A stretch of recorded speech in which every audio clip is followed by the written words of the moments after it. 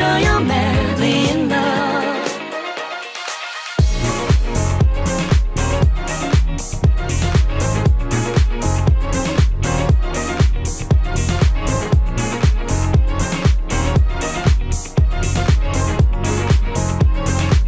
망설이지 말아요.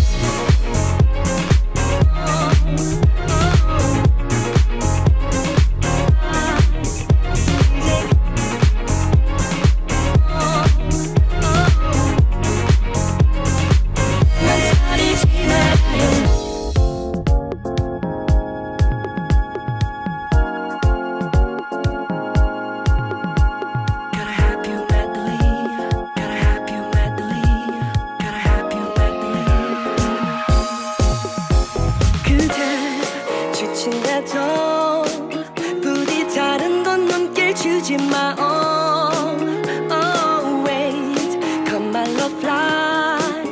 이제 가장 빛나는 곳에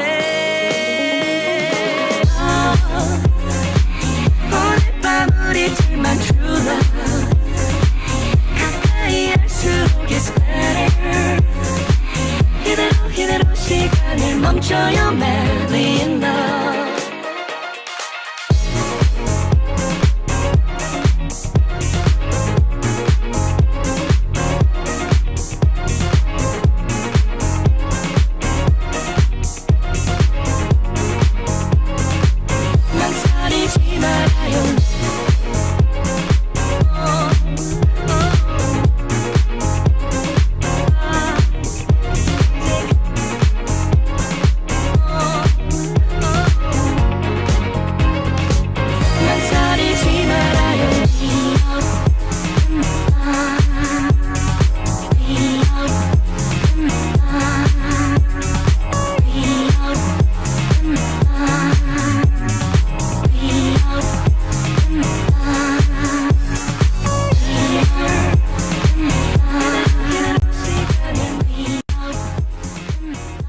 Good evening, ladies, gentlemen, and MBs, and welcome to Warui Deshou's Streamer 4, our free-for-all podcast in which we do indeed go free-for-all on all sorts of topics, subjects, shows, you name it. We're here to cover One Direct Priority, which it's been a little while since we covered the last block of episodes, in part because the show was delayed owing to production issues, which expect me to comment on them very strongly later on. I'm going to put that on the table right in the head of time, because holy crap, it can not be noted.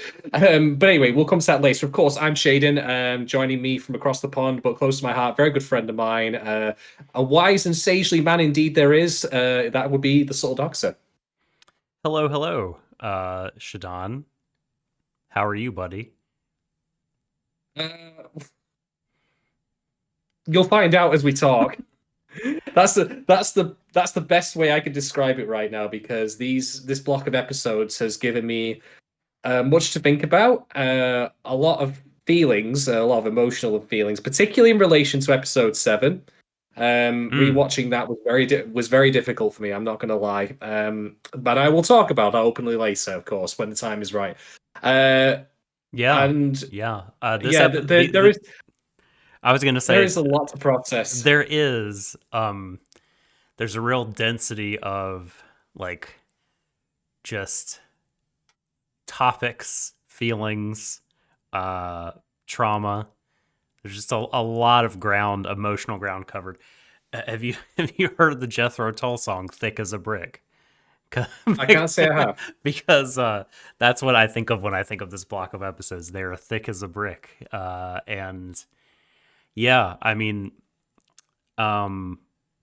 we're going to do our best to talk about these issues and talk about these episodes. We're going to try our best, and I guess I don't know if we would ever be like truly fully ready to cover these things, but we're as ready as we'll ever be, and we hope that you all will bear with us, with our kind of incomplete and limited perspectival understandings and experiences of all these different types. This covers so many really complicated topics, and we're not experts on many of these topics, if any. I would say anything personally, but Yeah, I mean, even if we have certain experience with some of them, there's expertise that we still lack, and so like, oh boy, yes, yes.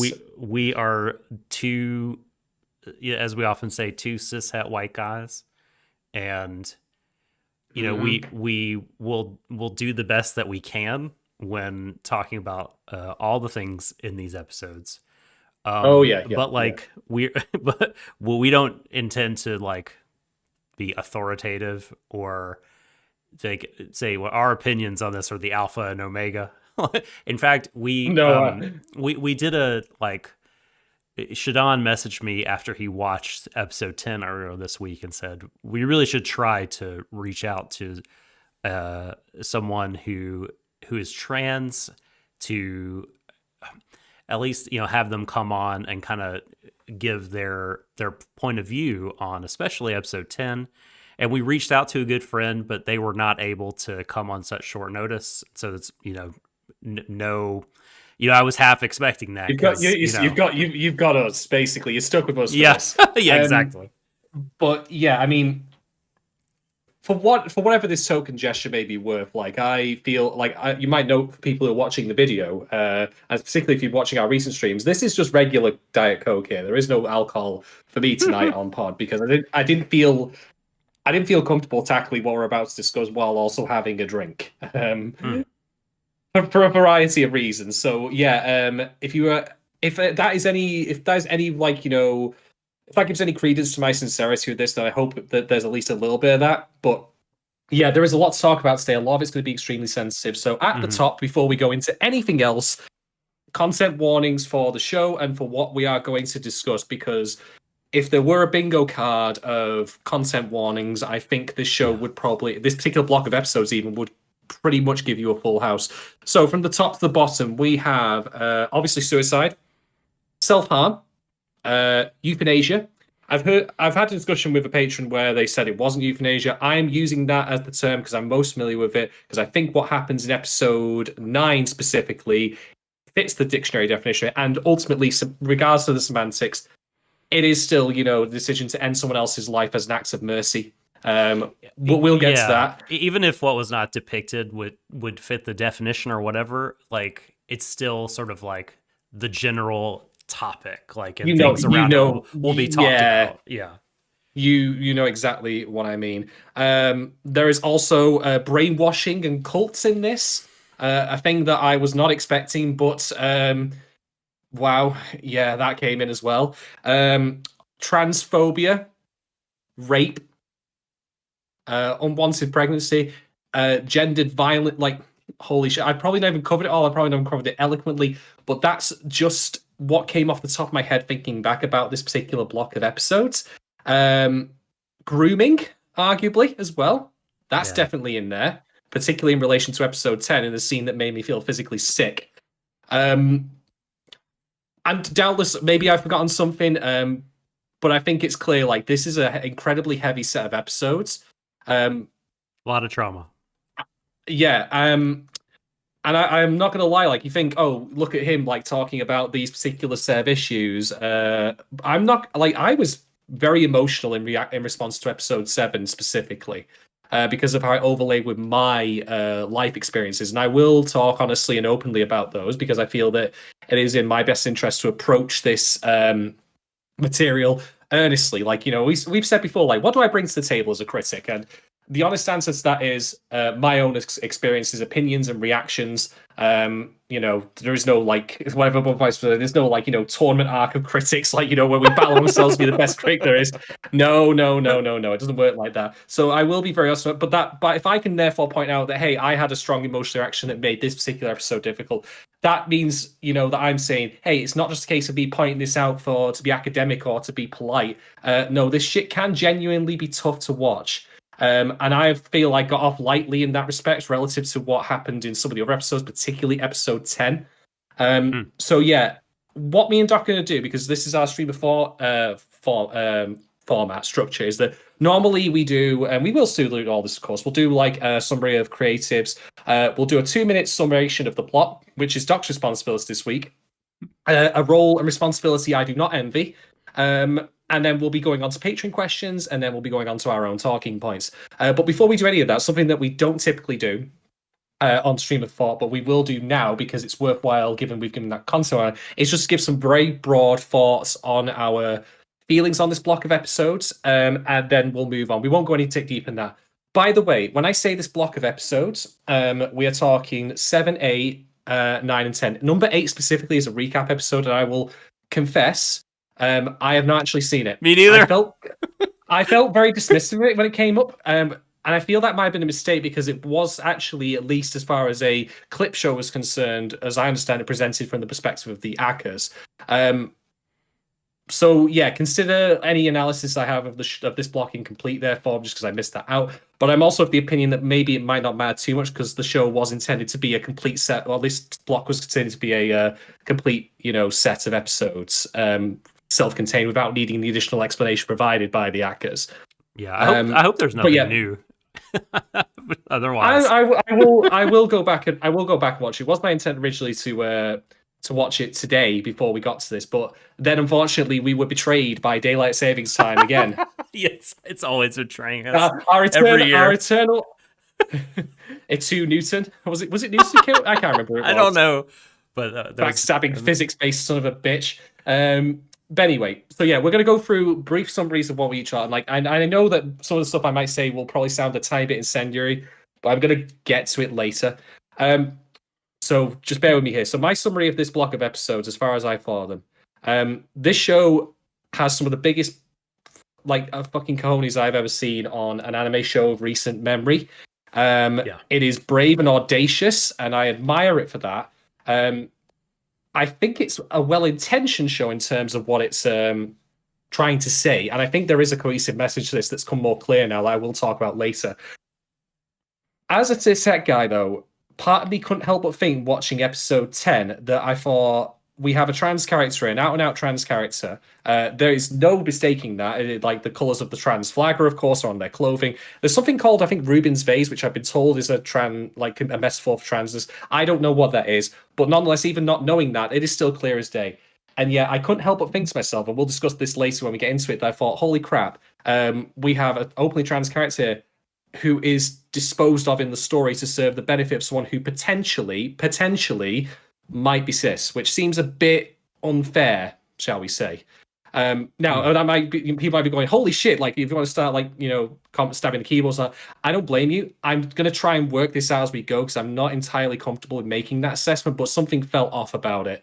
And I, again, was stressed, though. I feel it's very well-intentioned, and I'm very glad that they were out and out, hey, this is a trans character who has been abused, and it's great to see them have that moment, that little victory, Kaoru and Momoe. And I'm already dangerously getting close to going into specifics here, which I shouldn't be doing. But nonetheless, there's something about it that I wasn't quite okay with, and maybe by the end of this podcast, with your help, Doc, maybe my opinion on that will change for the better, who can say. But nonetheless, I thought these episodes were incredibly powerful. I thought they worked amazingly in some way as standalone stories. You might say, well, what the hell are you talking about? What actually happens to the characters to me was the most interesting thing, and not the overall spinal narrative that is the Akka stuff. That's the connective tissue between these episodes, but what actually happened, these individual stories and vignettes, were much more appealing. And everything blends together really well in a way that both is subtle and also very apparent. For example, none of the episodes are really focused about her, but she has substantial contributions to all of them in ways that are both to do with her talk with the characters, but also comparisons maybe between her and other characters in the show. I think, for example, at Kotobuki, did it occur to you that Kotobuki, the character we meet in episode 9, has 2 different coloured eyes, just as I does? I didn't catch that. But yes, there's a comparison point to be made here, and I'll draw in more into that later when we talk about it. But yeah, overall, my opinion of these episodes are, again, audacious, brave, maybe not executed in the way that they should have been, or even necessarily by the right people. Very gorgeous to look at. There's still fun to be found as well. They're not, just depressing nightmare fests, thankfully. And yeah, there are the victories here and there for the girls, which is welcome.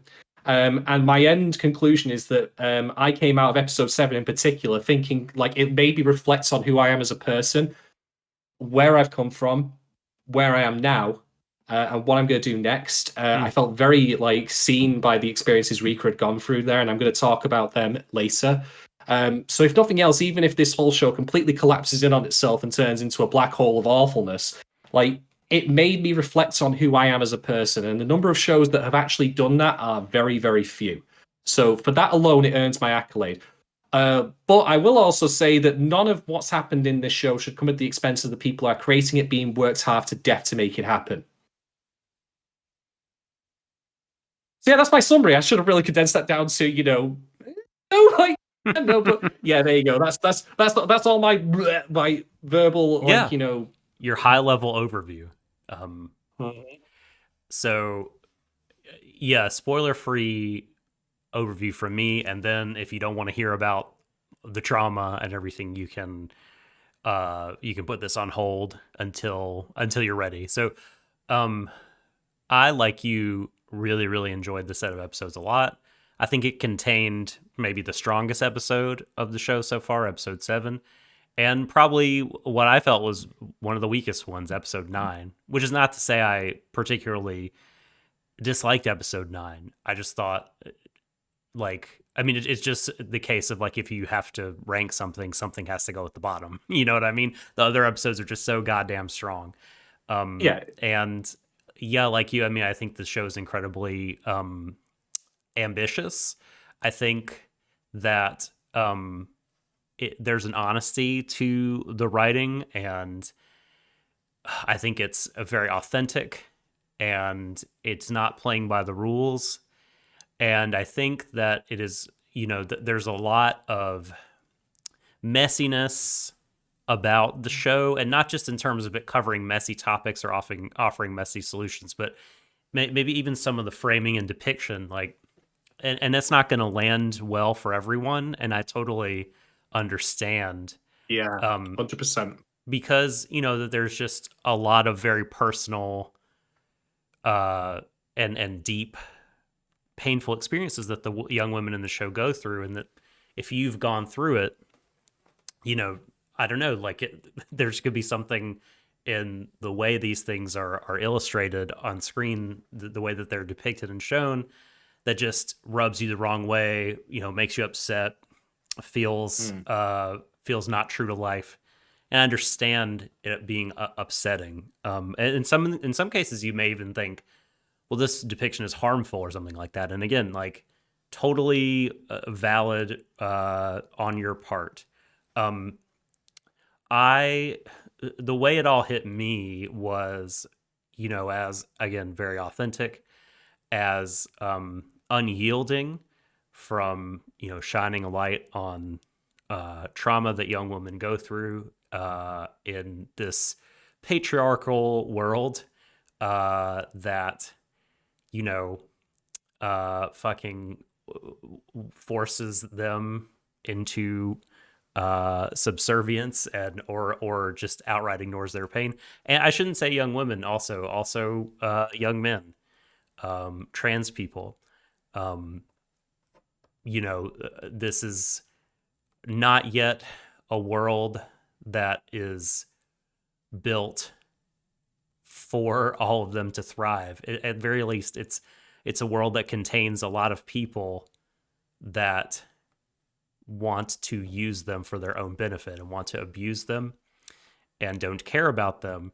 And this is very much like our world. And so it was difficult to watch at times. It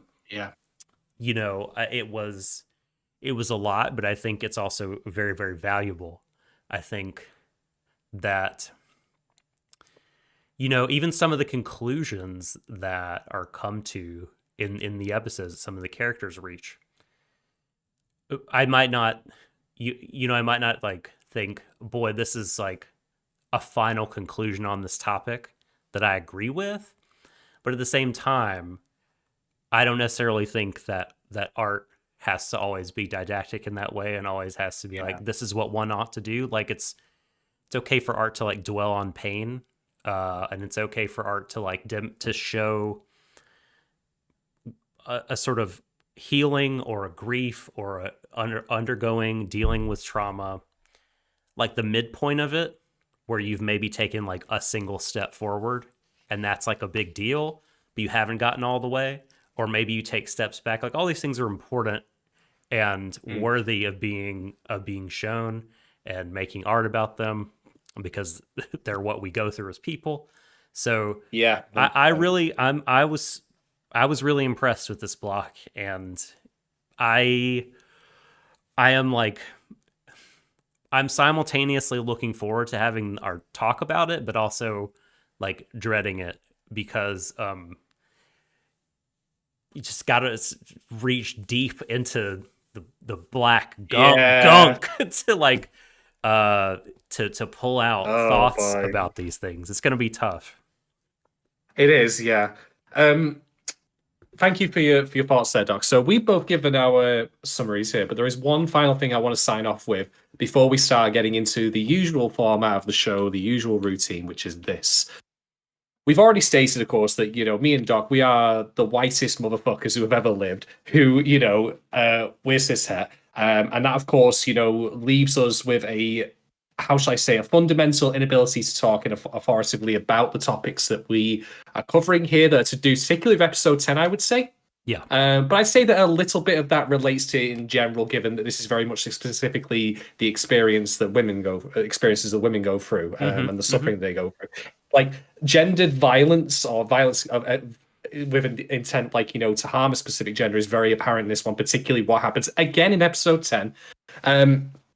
So I'm going to just put a thing out here, which is to say that once you're done with this pod, whether or not you turn off now or you turn off later, go seek out the opinions of women, of LGBT plus people, of trans people on these episodes.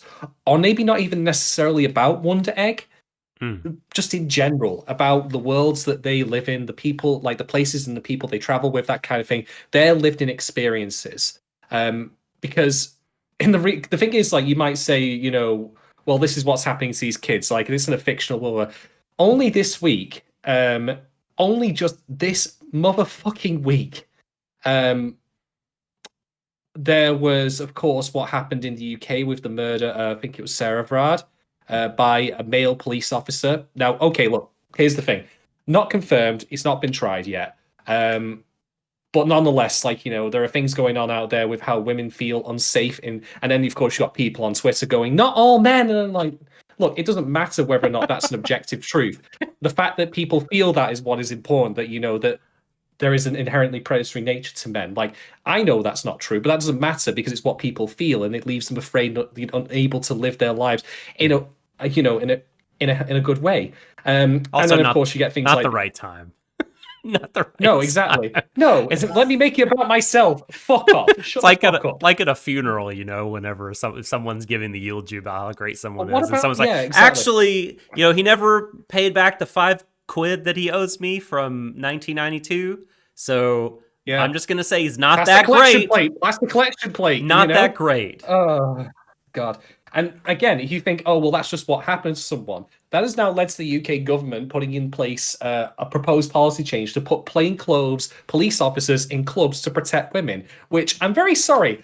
I know I don't want to get too political, I just want to talk about the anime, but you literally have a person who may or may not have been murdered by a police officer, a lady, and you're going to put more police officers in clubs where they could potentially be preyed on. And given the fact that there is a history in the UK of undercover police officers sleeping and fathering children with women without their knowledge, just fucking hell. And then, of course, we also have what happened in Atlanta this week as well, with the 8 Asian ladies who are people who are murdered in a shooting spree, and we have people like the fucking chuckle nut dickhead of a what was his name, Sergeant, whatever his fucking name was, from the police department, saying, "Oh, he just had a bad day." What the fuck do I even say to that other than I hope he fucking chokes on a dick, prick. Anyway, so why am I bringing up all of this real world stuff? I'm not just here to get angry about that. I'm here to point out that if you think that watching this kind of show and you just think, oh, these experiences are happening to these women in a fictionalized space, I mean, for whatever I will say ultimately about the execution of the show and where it ends up, it at least has reminded me, especially in tandem with us, that please, for the love of God, go seek out material, articles, talks, whatever, from people of color, from women, from trans people, LGBTQ plus people. Don't let your time with this show and like the analysis of it start and end with us too. No matter how good a job we ultimately do, for crying out loud, go out there and seek other opinions, because it actually matters to the people in the real world. Yeah. Please, for the love of God. All right. Well said. Okay. I'm done with that. I'm done.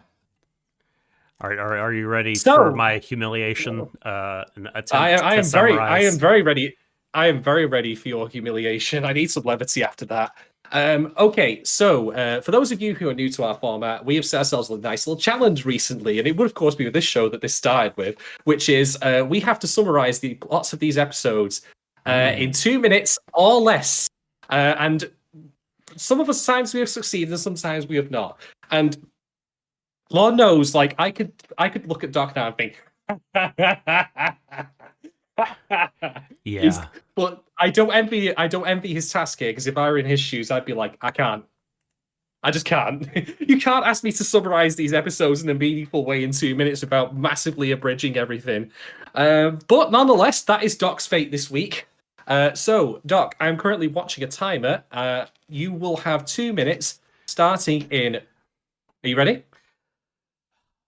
I'm ready. Okay. I'm ready. 3, 2, 1, go. Okay, so episode 7 is all about Rika. Rika and her mom. It's her birthday, but Rika is very unhappy. She hates her mom, but she loves her friends. She can't leave her mom, though. They're still codependent in their mutual hatred. Her sort of baddie to fight this time is a cult leader. And the person, the victim is like, no, don't kill a cult leader. But she fights the cult leader, except, oh no, like the victim also is similar to Rika in that they both self-harm. And so the cult leader is like, come, let me absorb you, and you can let go of everything and give me all your money and stuff, but then you can feel better. And her friends can't get through to her, but the big turtle boy blunders in and throws himself in front, and she comes to, saves the day, and kills the guy. 1 minute elapsed. And makes a resolution with herself. Nehru in episode 8 has her Wonder Egg person, Kotobuki, meets her in a dream. They do some cool shit and fight. A scientist that had his job taken by her. And then she decides, with the help of Ai, to end the life of Kotobuki, to turn off her life support. It is what she wanted and is what she did. And then 25 seconds left in the last episode, holy shit, a lot of shit happens. A trans boy is Momo's person, and his bravery helps Momo kind of come to conclusions and self-identify about her own gender. Also, Sawaki is a huge creeper and super predator man, and that's what happened in these episodes. Time. You actually did it. You pretty much got it. Like, imagine like in a film when you see like shutters closing and you're running for them. That was Doc running for the shutters and managing to slide or roll under at the very last second. That was impressive. Well done, my friend. Well done. That was awful. Don't make me ever do that again. Well, it's my turn. You do realize that for the Wonder Egg finale, it'll be my turn to do it. And I don't even want to think about what that's going to be like. I mean, I didn't even talk about Butterfly Man, but we'll talk, or Lady. We'll talk about her, I'm sure, later. Probably. It's we might not hit every single this a power-packed set of episodes. Yeah, so who can say? Yeah, I mean, I suppose I could really just end my discussion here by saying shit gets real, and I can just walk off and, I don't know, disappear into the forest, never to be seen again. You said something similar to what I'm about to say, in that, like, in some ways right now, I feel like the sci-fi plot, is like really tertiary to like the really important stuff happening in the episode. Like it could fall on its nose and totally fuck up. But I still think the show would be a monumental success in terms of what it has done up to this point with the characters, and probably what it will keep doing, I hope. And although you never know, I mean, the tightrope the show is walking, it could it could fuck that up too in the last block. You never know. Yeah, it also feels like it still has so much to cover. It really makes me wish, not for the just for the production reasons, by the way, but just in general, that it could go on maybe to like a double length season, 24 episodes rather than 12. By the way, I'm operating on the assumption that, of course, we have episode 8 being the recap, but given that I think it was not intended to make that episode, but was just done as a production side effect, shall we say, to fill a week in, that we do still have 3 episodes left to go, not 2. I could be mistaken, but even if it was the full 3, like, there is a lot of ground still left to cover. Holy shit. Yeah. So then, with the summary complete, shall we talk about creatives? Because I think, if anything, we probably also need to definitely talk about the creatives this week, because we need to acknowledge the show's production problems.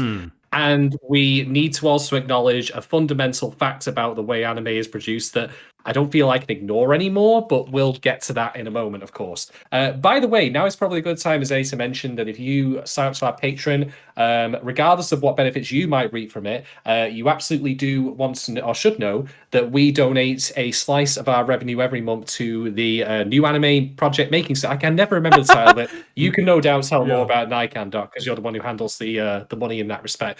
But yeah, we don't just talk a big game when it comes to, you know, like, hey, maybe animators should actually be given a living wage and not worked half to death. We actually do, in our own way, try and put some actual hard cash towards making it a little better for them. And we do that each month, by the way, as well. So just worth noting. I, of course, would encourage you also to check that out.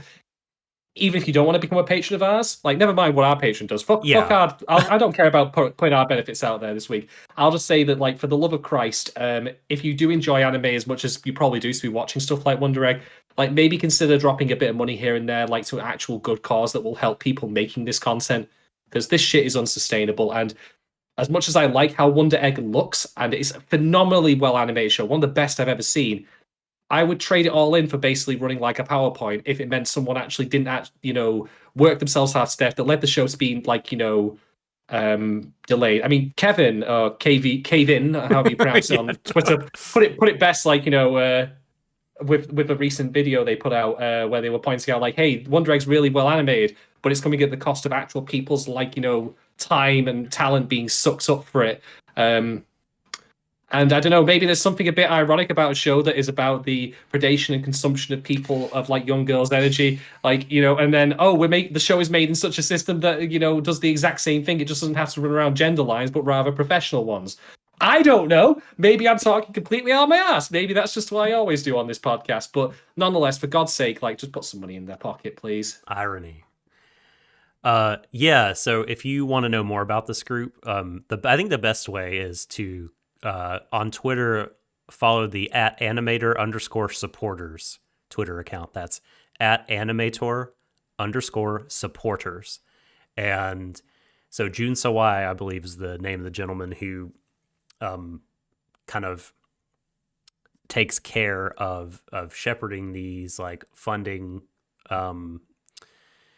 opportunities that we have. So animator supporters are handling they do the new anime making system project, like we talked about, and this is what we donate 20% of our patron funds to each month, where it's a very long-term project in which they want to make a more sustainable production system of anime, in which, like, the people actually making it are paid living wages, and that things aren't so beholden to production committees, and that you don't have such a few kind of number of people at the top taking such a huge amount of the money pie.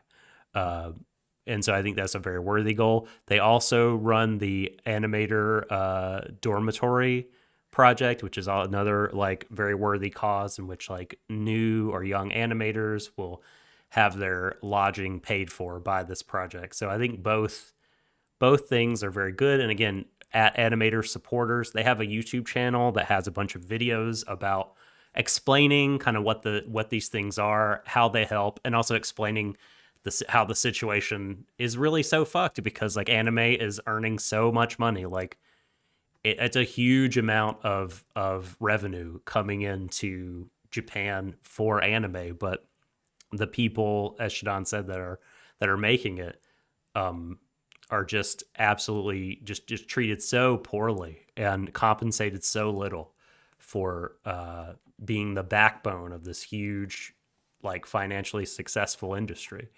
And so, yeah, check those things out. Very important. Very apt thing to bring up. 100%. Okay. Let's see. Creatives. Creatives.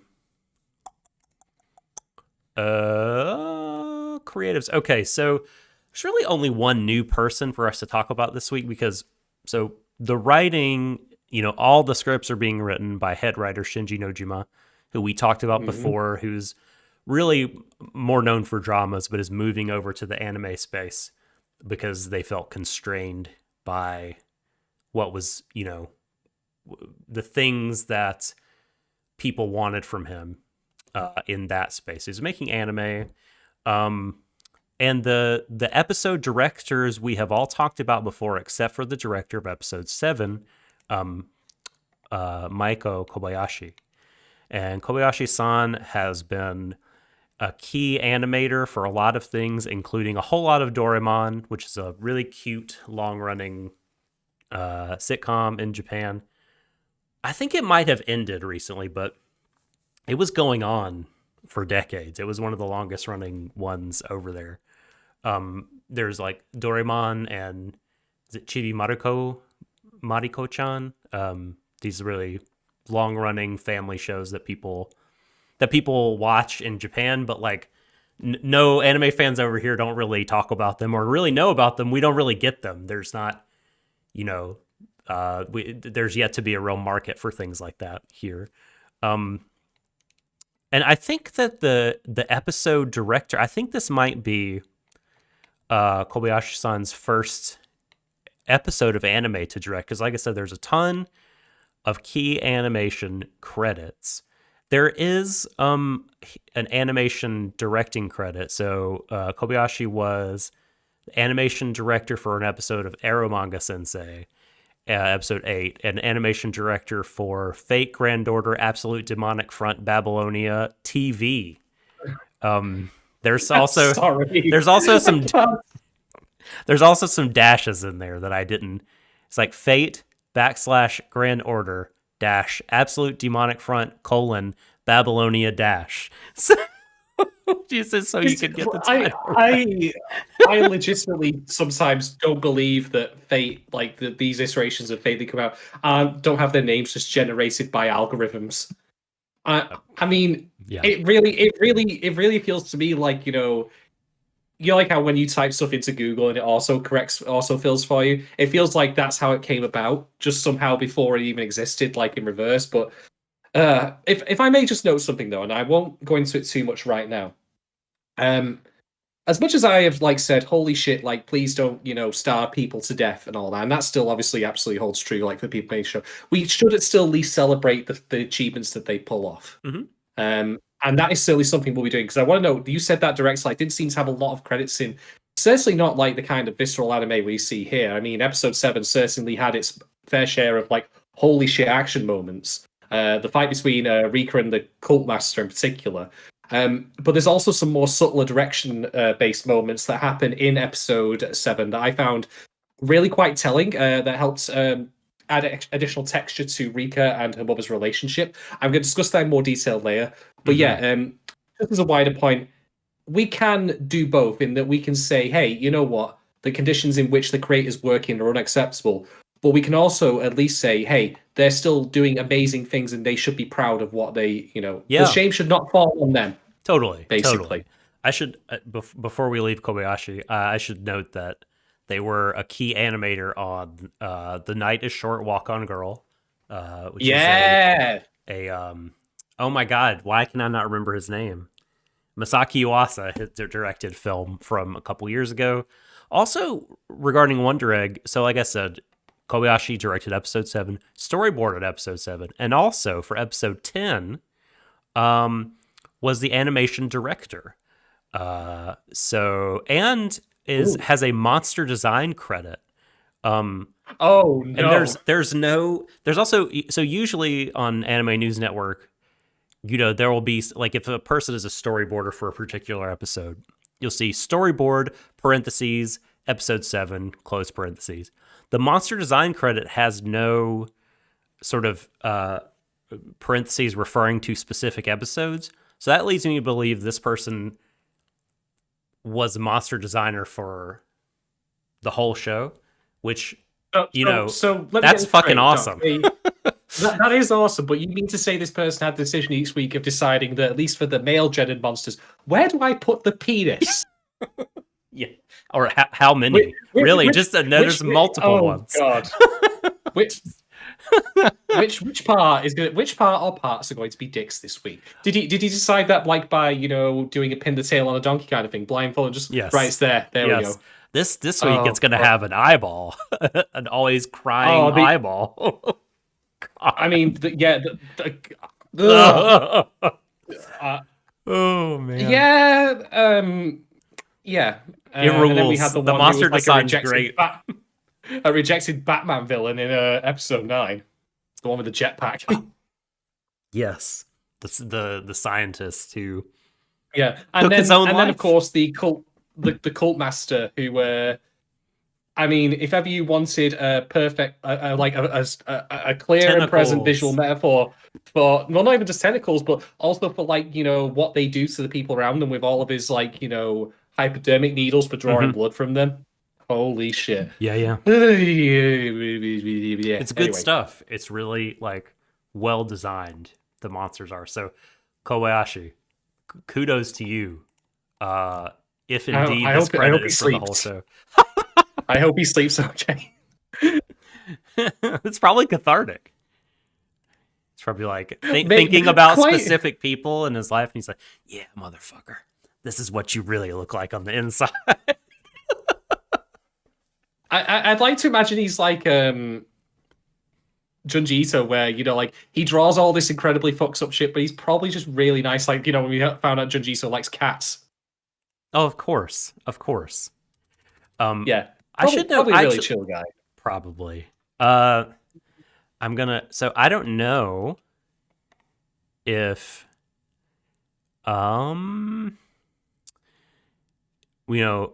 so we have inadvertently misgendered Kobayashi-san. She is a lady.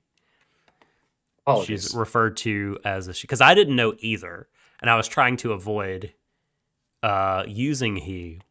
But I probably slipped up and did it. And then so I've just Googled their website, which is maikok.com.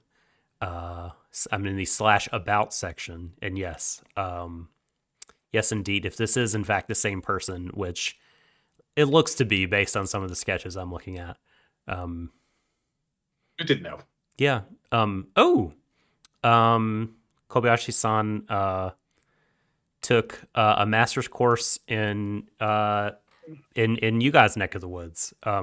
Graduation work was purchased by Northumbria University, Newcastle upon Tyne, England. Ooh, yeah, bit on the opposite side of the country, but still, that was you're part of the world. Got a Master of Arts with distinction in art practice at that university. Nice. So cool stuff. Google, you can learn cool stuff. I mean, this actually now explains the monster design more than ever, because Northumbria, Newcastle upon Tyne is truly a wretched. It's like Mordor. We don't, Oh no my one goes god! there. Are you saying like that's just a collection of Geordies, the monsters? I can neither confirm nor deny. I mean, I'm sure they've got plenty of things to say about Manchester, to be fair, and the people that come from it. And I would probably be the first person to say the same thing as well, actually. You've certainly seen some of the people who live near me, like, I think, God, that family tree is a double helix, isn't it? But anyway. Have I told you my favorite Newcastle story? I'm sure I've told you. I don't know if Try me. I don't remember it, but do tell. I don't know if everyone on pod has heard it or not, but so at one point when Jimmy Carter was president of the United States, um,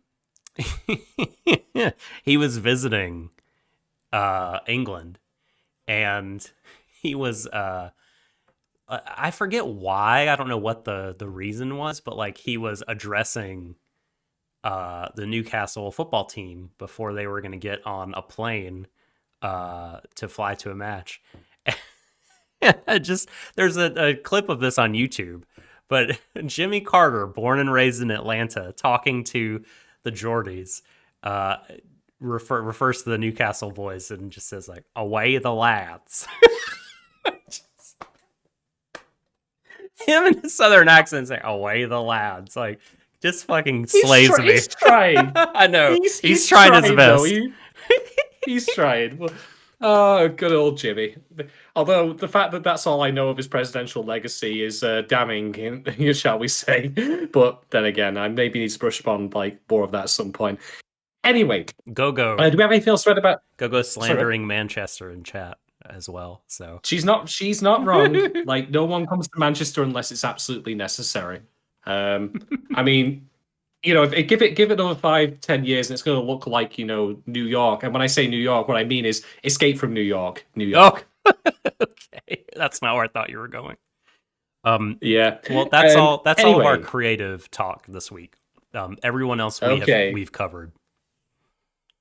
Fair enough then. Thank you very much for giving us that info, Doc. So, without further ado, then let us get down to brass tacks. We're going to start with Patreon questions, and yeah, there's again. I'm going to put the content warning because the very first one is going to indeed be about suicide, and that's an unavoidable fact when talking about this block of episodes. So again, if you don't want to listen to us talking about these subjects, totally fine. Don't mind whatsoever. Do what you need to do to look after yourself. Okay, first question comes from Kate Rose, and it goes something a bit like this. Momoe and I both want their person back to find out the reason why they committed suicide. Do you personally think the why matters once someone is no longer alive, and your reasoning behind the answer? The only thing missing from there was the 10 points in brackets at the end. Because holy shit. Right, okay. I absolutely do think it does matter. But there are many different reasons why it can matter. And the thing is that I've got two answers to this, one of which is a kind of cop-out answer because it's going to be very much it depends on you, the person. I mean, I know, Doc, for example, you're going to be able to answer this far more authoritatively than I am. So I'm getting my stuff out of the way so I can let you go and talk about this particular subject. But for one, I think, as in the case with not specifically, just particularly, the death of someone is a great burden, and I don't think it's unfair, even if it is selfish in a sense, to want to know why it happened to alleviate your own pain a little bit. Selfishness, as I describe it here, doesn't necessarily need to have a negative value associated with it. I is very clearly suffering from oh god, why have I forgotten the name? Why has I've gone completely blank? Oh, for fuck's sake, I can't remember it. What was that? Doc, what was I's friend's name? Oh, Koito. Thank you. It was on the tip of my tongue. I just can't remember it. Oh god, I feel bad for forgetting that now. But anyway, okay. Yeah, I is very clearly suffering, from the burden of what did I do something wrong? Is there anything I could have done to help? And the thing is, whether or not we as an audience can say yes or no to that, what really matters is how she answers that question for herself. Or even if she needs to answer anyone, maybe she says, it doesn't matter anymore, I'll never know the truth of it. As I strongly suspect the show may end up doing, she won't ultimately learn the reasoning why. I mean, she's asked Sawaki, but as far as I'm concerned, whatever comes out of that snake oil merchant's mouth is fucking worthless.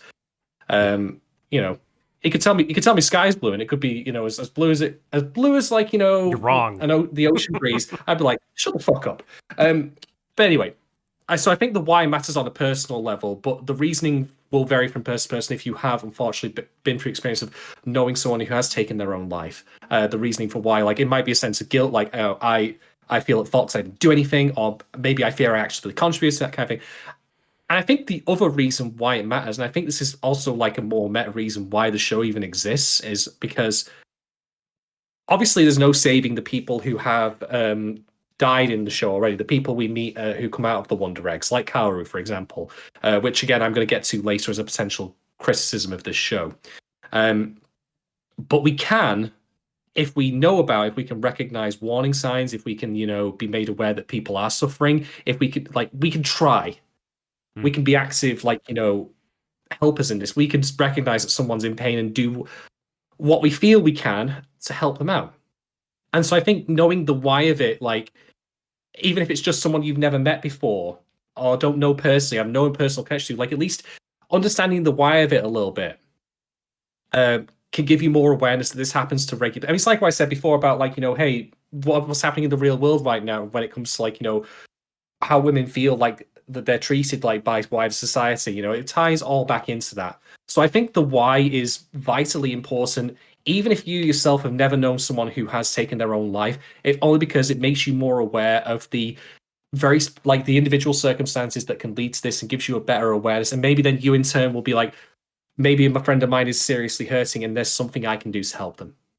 But I'll say no more because I can't speak anymore. And I know that you will have a lot to say on this.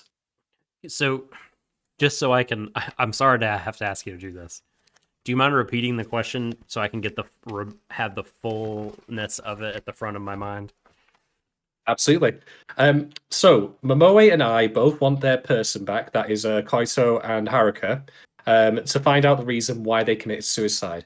Do you personally think the why matters? And if it does, why does it matter, basically? Oh, yeah. So I'm glad that the wording was what do you personally think? Because, I mean, I don't think that there's an answer for everybody.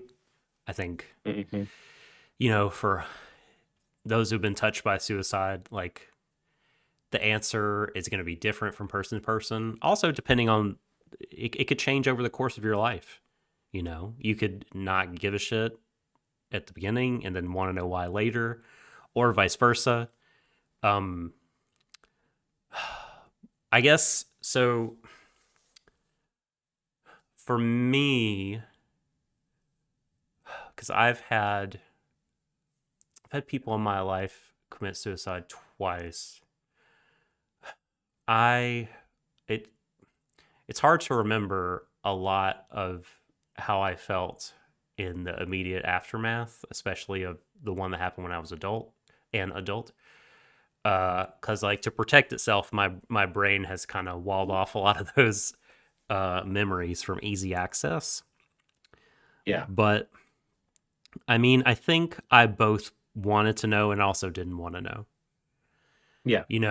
I think, and for me, my relationship to both people who ended their lives prematurely was a very different sort than the relationship that these young women have to their Wonder Eggs. Because it wasn't a friend thing. We weren't kind of the power dynamic was not two equals. So it was my father, my birth father, and that happened when I was very young, 6 years old. So by the time I even understood what happened or whatever, it was all the dust had settled on it, and I didn't really know how to find out a lot about it, or even that I cared to in some instances. But again, I guess it's I didn't, but I did want to know. But but the second one, when I was adult, my mentor, who was so a sort of second therapist, but also priest. He again, he was, our relationship was he was helping me deal with mental health stuff in the wake of some personal tragedy. And I would just talk to him once or twice a week, every week for years. And so I guess I didn't feel I could have done anything, because our relationship was such that like it was almost like one-sided in some ways. Although like I was very friendly with him, I loved him, I looked up to him. Um, our relationship was such that like, I mean, he was very like professional and appropriate in terms of like, we weren't like hanging out all the time or whatever. And it was like, I'm your mentor, like I'm your guide, like you like tell me about what's going on with your shit. I don't tell you what's going on with mine, because like my job is to be like someone who's like, you don't need to be thinking of me as this flawed person. You know what I mean? I need to be like an authority in your life. So like both of those times is very different. Like I didn't really think. I mean, certainly when I was 6 years old, nor when I was mentee of Father Ernie, like I didn't think like I could be in any kind of position to stop them. Maybe with Father Ernie, like I would have liked to say some things. I mean, I think my primary emotion of that was just was like despair and anger. Like I remember feeling a lot of anger because like they're both sort of related, because he was like a father figure to me, because he's one of the only, even to this day, one of the only older male figures in my life that I like respected, looked up to, could confide in, had that like teacher student, mentor mentee relationship. And so that the fact that he abandoned me like my father did, like I felt God did, it was just this whole connected thing for me, like that caused a lot of issues. And so there's a lot of anger about it. I'm much more accepting of it now. And, I know they both, my father and Ernie, had like a lot of like mental health things that they struggled with. But I guess to answer the question, it's like simultaneously yes and no. I mean, you want to know why, but also like, especially with Ernie, I'm sort of afraid to turn over that rock. In some ways. And just would prefer my memories of him to be what they are. Rather, and because I already know that like he had a lot of like, I guess we'll use a shorthand, inner demons. Like I already know that, like, and I know my father was an alcoholic and a drug addict. I mean, I'm just academically curious now about some of the details, not really super emotionally involved, but that's a big TLDR, and me sharing my life story with people. All that just to say, again, it's very case by case and can change throughout the course of your life. And, and for me, it's really both, just depending on when you ask me, maybe even both at the same time. I'll just add to that as well. Like, to add on to what I said before, I should stress, like, it is a very heavy thing to deal with, like trying to help people in that situation. And I think that if you have the capacity to do so, like, you probably should. But at the same time, I'm not going to say that there is some sort of universal moral and ethical impetus that we must always be interventionary, because it demands a lot of the people doing that. And sometimes it can also be counterproductive and harmful as well. So, because I mean, sometimes like you try to help people and you just make things worse. There are some people who, when they say to you, "I do not want to talk to anyone right now," they mean it. Mm-hmm. If you talk to them, you are literally just pouring petrol on the fire. They kind of like, not in the exact way you mentioned, but I felt like they kind of showed that or gestured toward it in episode 7. When all of Rika's friends were trying to reach out to her, and she kind of zeroed in on this phrase where I said, "This is not like you," and she said, "What even is like me?" And that kind of made her like disengage. So yeah, that you're speaking the truth, buddy, for sure. Yeah. So I ultimately do think the why matters, but there's a difference between the why, how much the why matters, and if it matters to you personally at all. And I'm not making a judgment if it doesn't, because it again is a lot to ask for you to even consider the question of why someone would take their own life, even in a general sense. But then, of course, you add in the specifics of who this person was. It it is a lot to consider, and it is a very heavy subject. So I don't begrudge anyone who doesn't want to consider that. Yeah. But I would ask is that if you do want to consider it, give it the gravity it deserves. And I'm sure that I imagine most people would, if they're going to make that leap to begin with. Okay, so next question again comes from Kate Rose. In episode 9, aside from the emotional toll on Neru when she turned off the machine keeping Kosubuki's body alive, do you think there is a moral and or ethical lesson implied here? Okay, so I said before in the warning's very beginning that I was going to label this as euthanasia because I looked up what was the Oxford Dictionary definition of it, and it pretty much 100% fit the bill of what happens in this episode. And for context, because again we are going into talking points here, but we will give context where it is appropriate. It turns out that Neru, and this is something that episode does really well, by the way. Like it establishes her outwardly to the group as, of course, her usual cold, closed-off self. Not that she's like, icy or outright like passive. She seems very introverted. But what we learn is that there is a different side to her that she just doesn't show them because she had that side with another person earlier in her life, a girl named Kosubuki. And Kosubuki was a researcher in what I'm essentially going to call death science, because that's pretty much what it is described as. And she experimented to try and see if she could reach like a certain level of like the feeling of death or something to that effect. I'm honestly not all that interested in the mechanics of this right this second because it's very... I don't like the idea of imposing a rigid like scientific or rule-based structure on, what causes people to feel these kind of negative emotions. But then again, I don't think the show also really cares much. It's more of a, this is how it happened to her. Because of because of her doing that, she ended up through this experiment she was performing on herself, falling into a coma with no chance of recovery. She is, is this even the right term to use to say vegetative state? I don't know if even that's necessarily like still okay to use. Like I don't know what the term is like. That is, okay, Nehru says that in the episode. That doesn't answer your question about whether or not it's the sort of appropriate term these days, but she does use it.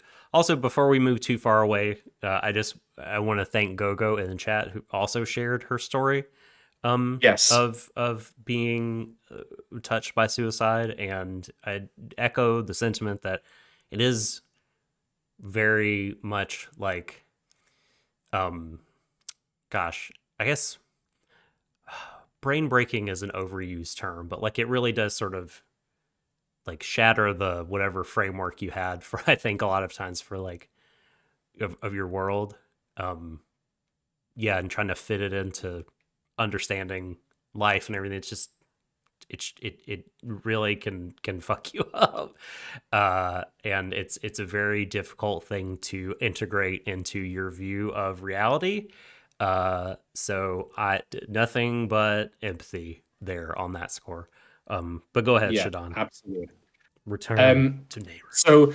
So Nehru has invited the gang around to her home, which is inside the building that she works in, the company that she runs, of which I have a mountain to say on, because holy shit, there is some really nasty undercurrents going on to how that company is operated. And this is not Nehru's fault, by the way, I should stress that. But right from the point of her conception, which I use in the literal sense from there on out, holy shit, there's some messed up like racial bloodline shit going on there, but I'll get to that later. But anyway, she has kept Kosubuki inside a life support machine of some description. What it actually is doesn't matter. It keeps her alive, and she has the means for which to shut her off. And as a result of this, Kosubuki, although she is still, I suppose, clinically alive in the sense that she has a beating heart and all that, there are no brainwaves. Like what makes her soul, whatever term you want to use for it, has moved into the Wonder Egg world, as I'm going to describe it. So it turns out that Nehru, and this must have happened at some point after she got a hold of her snake pet, Pinky. Because of course the snake pet Pinky, because Pinky is present in the fight where they meet. She encounters Kosubuki again, and Kosubuki says to her, basically, "Let me go. Turn off my life support." You have friends, and this is all it's traumatic for Nehru because we'll get into this later, like in much more detail, because holy shit, that whole episode. I mean, you said it was the weakest of the lot, and I do agree, but only again, as you rightly point out, and I agree with you on this, in a relative sense, because the emotional weight of the episode is intense. The criticisms I would have of it maybe would be more that it tries to make a lot of stuff literal rather than leaving stuff up to ambiguity in terms of like, hey, here's what the actors are doing. Oh, there's this going on, blah, blah, blah, blah, blah. But we'll get to that. We need to answer the question. We need to answer the question, which is basically, how do I feel morally and ethically about euthanasia? And do you think the show's trying to push that? Insofar as the show is concerned, I don't think the show is making a widest. It's up to each person's interpretation, because I think ultimately, I don't believe the show is making a wider interpretation. I think instead it's the deeply difficult choice one person must make. And also, it reflects a situation that people wouldn't actually normally deal with when it comes to dealing with people who don't have the capacity to end their own lives. I mean, because there are people who, for example, in the UK keep fighting for the right to, end their own lives, like, because they have no mobility, have no quality of life. But Kosubuki, of course, is in a vegetative state. And yet, through the entirely fictional construction of the Wonder Egg universe, which doesn't exist in real life, she is able to convey her wishes to Neru, which doesn't happen in reality, of course. So it's difficult to make a moral and ethical judgment as far as the show is concerned, because it's predicated on a situation that does not happen, unless we are talking I don't even know if this ever has really happened, but I'm going to presume it must have at least once, where they find like a will or something like that, or I don't know, a recording, some sort of like legal document that says, hey, if I, end up in this way, please respect my wishes. But that's obviously something that must have been created prior to that, and prior to that state, of incapacity being inflicted on that person. So, I think the show is not trying to endorse or deny it. I think it's just the specific situation that Neru is facing it. And I think that what happens to Kotobuki is also, as I mentioned, the idea of these characters might be dead, but they were real people. Like, it was very close to her. Like, obviously that happened with Koito as well, don't get me wrong. And why am I so bad at remembering names? Basically, Rika and Momoe's friends as well. But this is like literally something like is made literal, the weight of living with that person's death, because of course Kosubuki is still there. It's not like with Koito where the body is now gone. And I'm not diminishing what's happened to Ai or Koito here, don't get me wrong. But nonetheless, like, it is making it literal. It's reinforcing that this is happening to real people that are still here with us in a more literal sense than some others are. So no, I don't think the show is necessarily making the value judgment. I think it's just what Neru chooses to do at that particular time. And I think that it's also very important we recognize that she is bringing her friends round in a way that I think might be misguided, only because she didn't recognize how they would react, but to witness this person. So that way it wasn't just her remembering Kosubuki, but also everyone else got to at least meet her briefly, even if in that limited form, that kind of thing. What is my perspective on euthanasia? Well, here's the thing, right? I'm going to get personal with you. My grandfather passed away in 2019 on my dad's side. Now, in 2017, 2 years prior to, well, a year and a half more specifically, he was living in a care home at that point, and he nearly died on Christmas Day of that year. But he survived. But he wasn't in a vegetative state, but he was definitely not the same person he was prior to that day. And I fondly remember my grandfather. I've spoken about his but I'll mention him again because Peter, his name was. He's absolutely worth remembering. He was witty. He was very witty. Had a sharp tongue. He was a good man, in my opinion. I know that there's history I'm not aware of where that's not true, but at least my abiding memory of him is that he was a good person who I thought the world of. But he was not that man again after that day. And he was never coming back from that point either. It was a decline.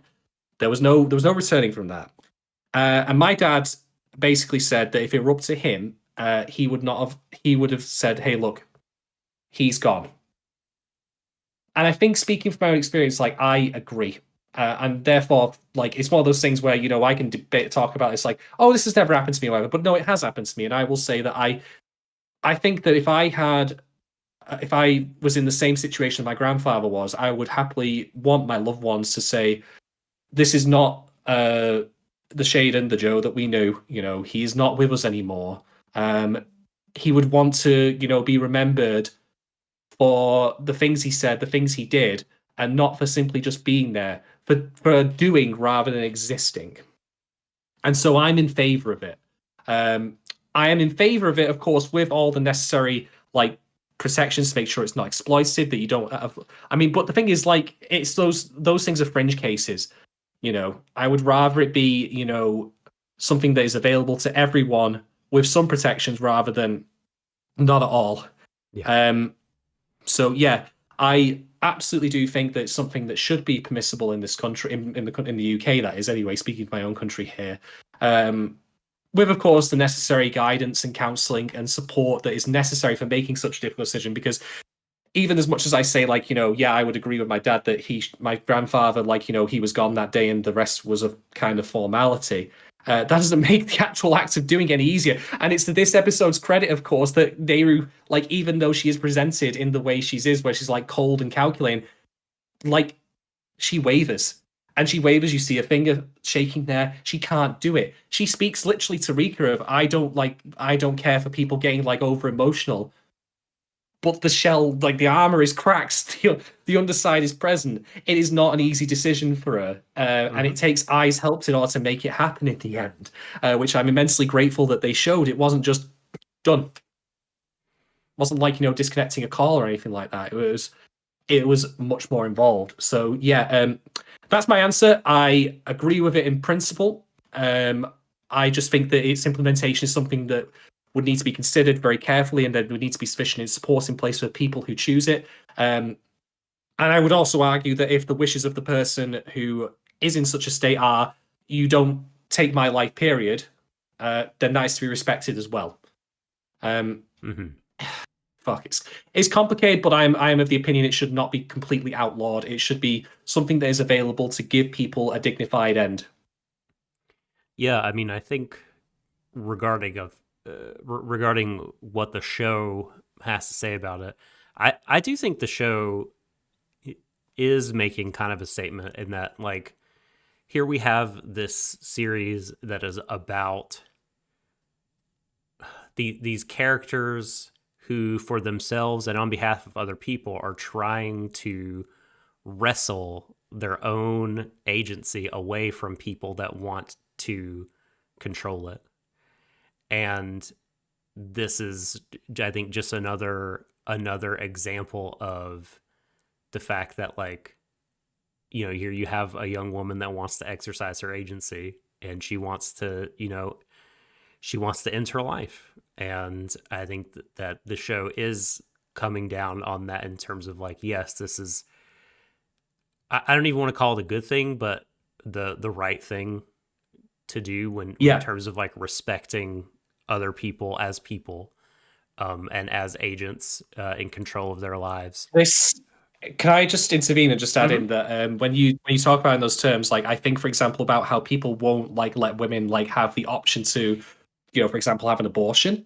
They want to legislate against that because there seems to be an assumption that these kind of decisions are made oh, it's fine, whatever, it's hey, I'm just going to go along and get the thing done, and I'm going to go and get a McDonald's afterwards or something. And that's absolutely, categorically not true. These decisions are, deeply difficult. And that's why I said, I'm okay with it if there is the appropriate support, professional support structures in place. But yeah, you're 100% right that, it's not an easy decision. None of these things that people want to legislate against are. Yeah. Yeah, no, I was, like you said, I was really happy with how they showed how difficult that it was, and that it really took Nehru's support structure, of particularly I, to be there for her to be able to do it. It's things like that, and things like the end of episode 7 and certain elements of episode 10 that I feel like one thing the show does understand quite well is that like if it offered tidy solutions to these difficult problems, it would really undercut itself. It would really kind of cut the legs out from under like its ability to give weight and gravity to these big emotional issues. And I'm so glad it hasn't done that yet. I mean, it really has said like, you know, the solution to these things is not easy. And a lot of, you know, sometimes they might not even offer a concrete one, but just sort of a gesture at a way forward. And, you know, as a final thought about this, I think, you know, Nehru, the whole time up to this point, she's been fighting on behalf of these victims of suicide, you know, and taking part in a game that is meant to like bring them back, that is meant to be like, this suicide was forced on them. This is not what they really wanted. They were victimized. And so that they should, you know, come back. And to be doing that this whole time, only then to like now have to be like, no, really, I want to die. Like, you know, her friend is actually like, you know, no, I don't want to be brought back. I don't want to, you know, it's just such a strong reversal. That, oh no, my motion lights. It's just such a strong. Doc has enabled dark mode for his stream. Exactly. Yes, to go easy on your eyes and ears. It is a really an about face in terms of the way she's been thinking about her Wonder Eggs, and that just adds to the difficulty, I think, for her. Yeah. Right. Next set of questions comes from Rackham Extreme. I know it's normally Son of Rackham, but I'm sorry, if you're going to put Extreme at the end of your name, then the internet law demands I say it like, you know, it's the 90s. I don't make the rules. Don't come at me. I just think of this pirate flag, because that is Rackham's Discord icon, the Jolly Roger pirate flag. I just think of an anthropomorphic pirate flag, like skateboarding in a half pipe with like a can of Mountain Dew. It's Rackham Extreme. Mm-hmm. Okay, so Rackham's got 3 questions, in fact 4, which are all linked together, but I'm going to read them out one at a time, of course, because they're all quite involved. But the framing of this goes thusly. At the end of the latest episode, the Akkers mention a desire to confront Thanatos with warriors of Eros, his polar opposite. In Greek myth, and thank you, by the way, Rackham, for providing this context. I had read it elsewhere on ANN's review of this episode. Shouts to Vestno, who did that, by the way. Did a phenomenal job with covering episode 10 in particular. Oh, I didn't get to read it. When I was looking for it, it wasn't up yet. That's a shame. It's very, very good stuff. We'll be plugging a couple of things to check out at the end of this, don't worry. That is one of them, certainly. But anyway, Rackham has very kindly provided the context here, which I think would have been lost on me, which is, in Greek myth, Thanatos is the personification of death and Eros of love. They also appear in Freudian psychology, where he claims people have a life instinct named Eros and a death drive, which many have labeled Thanatos. So the very first question is, what are your own personal thoughts, ideas, or speculations about the significance of this revelation? Holy shit. Okay. This actually is going to address one of my big talking points at the end here, and I think it's one of the core ideas of the show. Because what I can't help but notice, particularly with what happens at the end with Panic, Momoe's pet, holy shit, that scene was horrific. Yeah, I know, exactly. There is a lot of consumption happening in these episodes of one form or another. Oh, yes. Oh, I know. That scene, like, I was almost physically sick. Oh, Lord. Yeah, well, Momoe was physically sick, and I was nearly following that one. That was appalling. Although there is a problem with that scene, but I'm going to get to that later. It's a minor thing, but I'll talk about it later on. But anyway, the fried food didn't really look like fried food. I'm just kidding. No. Nothing that pedantic. I know. Oh God. But yeah, consumption is a constant theme throughout this. And I think what is clear at this point is that what is happening is that if you want to go by what Rackham said there is literally Eros and Thanatos, life instincts and death drive. What is happening is that the life instincts of all of these women that we've met thus far, and of course Kaoru, they are being consumed and devoured by the men in the episodes. Like they're both the monsters. Sawaki, definitely him. He is literally consumed. Like the life instincts or whatever you want to call it of I and her mother to create this horrific gestalt painting piece of shit. He's done that, of course, with Koito. Like I don't like that's a very literal way of looking at it, but I think generally speaking, the message of the show through this is that by the reason that the death drive of Thanatos takes over for these characters, for these girls, is because their life instincts is being preyed upon, not in a very literal sense. Like they're not literally like Sawaki's not literally devouring the life instinct to keep himself alive. He's not like that. But what I mean to say is, like, as an abstract thing, it is how society devours that life instinct from women in general, and because there is no life instinct left, that's what causes the death drive to come into play as a result. And it's therefore all of the various ways in which that plays out. It can be something like, where Sawaki is clearly grooming Ai, for example, and then using, he literally paints her and takes like her, her beauty and like commodifies and uses it to get himself this art exhibit. Which fuck the name that exhibit, man. The name that he says that Rackham that was brings almost up.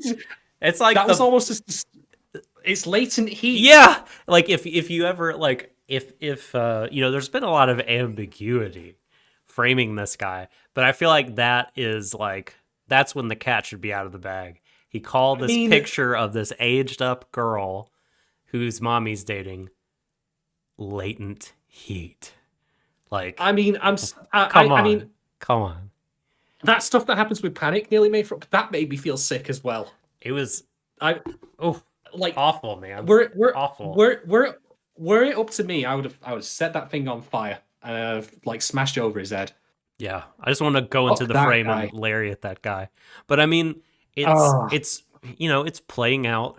Like, I mean, would you be totally surprised if I was like the Wonder Egg for someone else? You know what I mean? There's been several episodes where the victims were like, I'm cool with this person. Like, we're, whether it's the cult leader or the gym coach or whatever. There's that the relationship, the gaslighting or the predation, the brainwashing, like all that stuff, is present.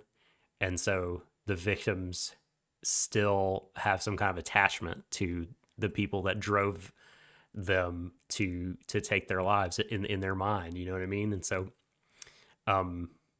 as much as like we just are like, come on, you know what I mean? It's like she's, Sawaki is how do I say this? Like he's he knows what he's doing, I guess. He's like ensnaring her. So it's like it's so fucking like it's just wild, man. It's those parts, like you said, those are very, very unsettling. Yeah. So yeah, my opinion is that if these things do exist, I don't want the show to commodify that. I don't want it to ever like get into the point where they start grading like this person has loads of life instincts. This person, but I think it's general ideas. I think when using the way to show like how like suicide is driven by a lack of life instinct, because if you use these terms, because it is being consumed and devoured by predatory forces. I mean, this even goes down to things like the haters and the see no evils, like being gaping mouths and all that. The fact that, of course, Panic is eaten, that kind of thing.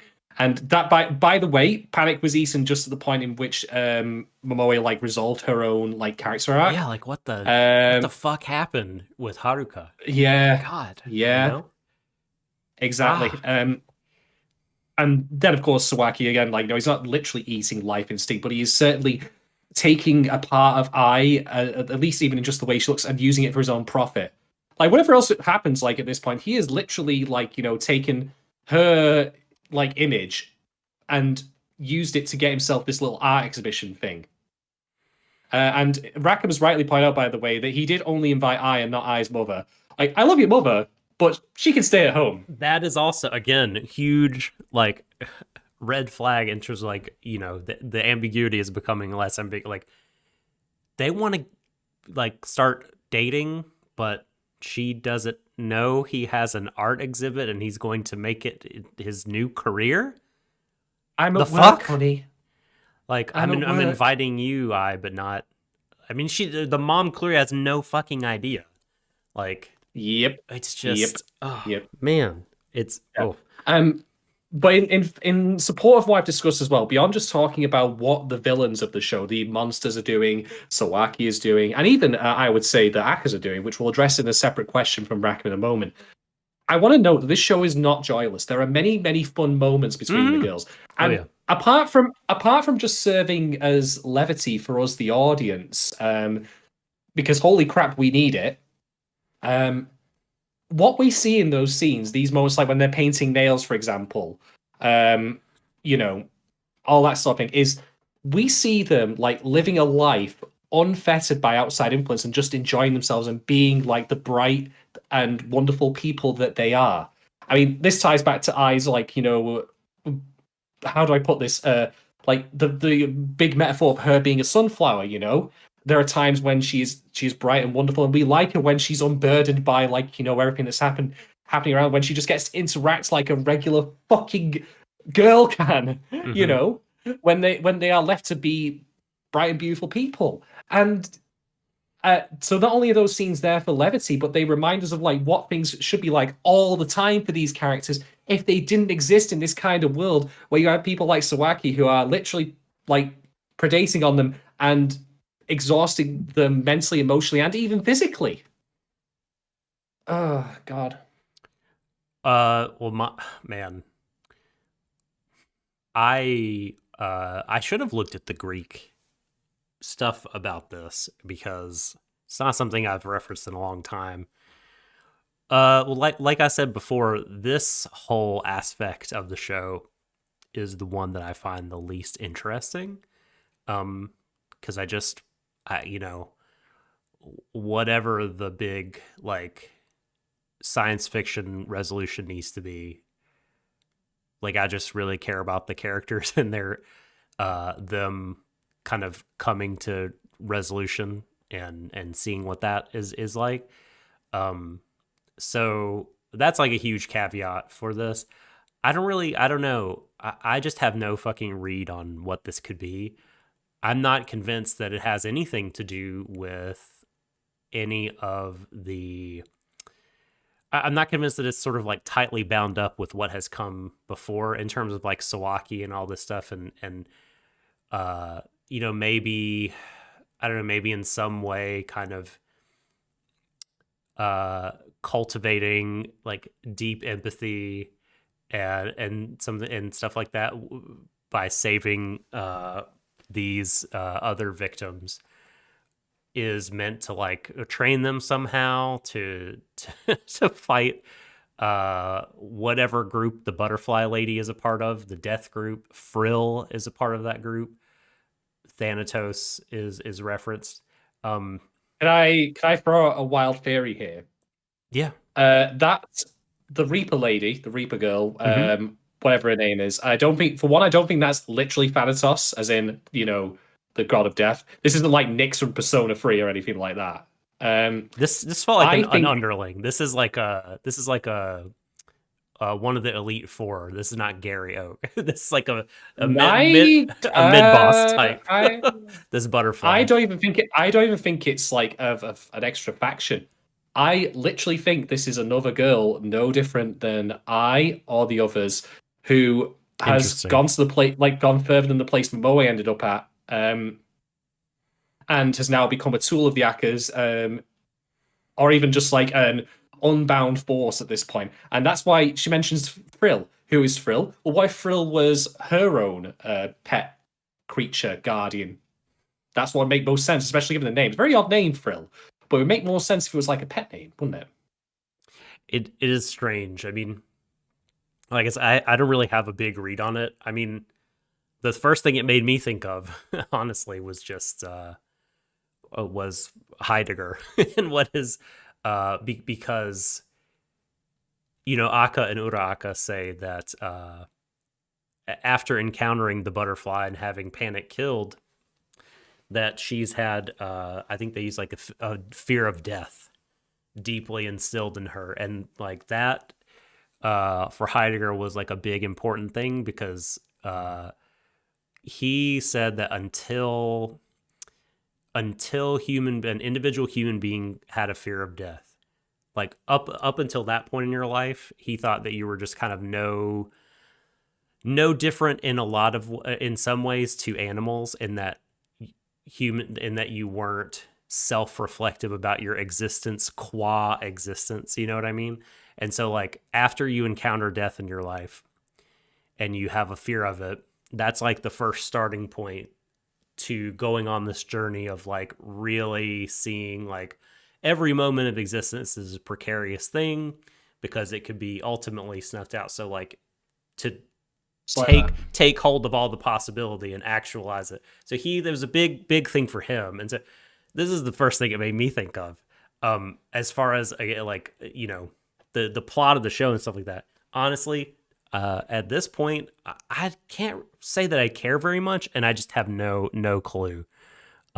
There is a thing being discussed in the chat about whether or not the eye painting was the main exhibit or the main piece at the exhibit.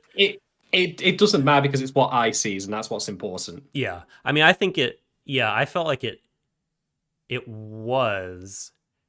But I agree with you. So we don't need to get lost in the weeds of that. So let's move forward. I'll add to what you were saying there. I do agree with you that the wider plot isn't the least interesting thing.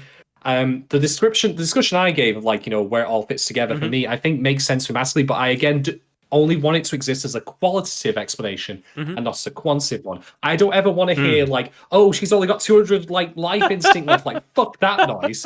Power levels exist for DBZ and stuff, and even in DBS Dragon Ball Z, like the creator, whatever his name was, Akira Toriyama, guy, yeah, even he said like they're bullshit. So I'm okay with it like as a wider explanation. The other thing I'll note though as well is we also have to remember that this is coming from the mouths of the Akkas, and they are not trustworthy characters.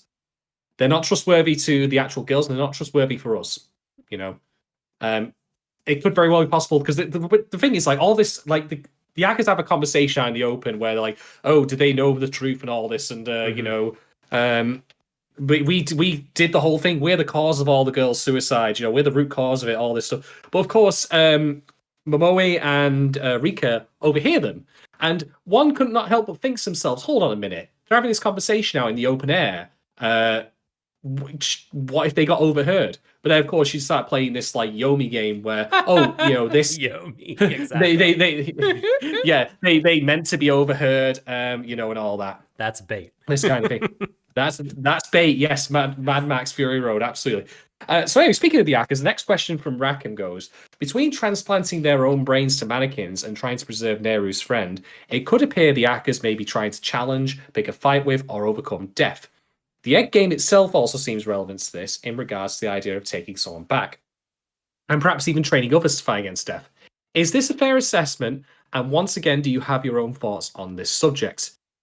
Okay, one thing I want to point out about what's happening with Kosabuki is that Neru mentions the government would have come and got her at some point.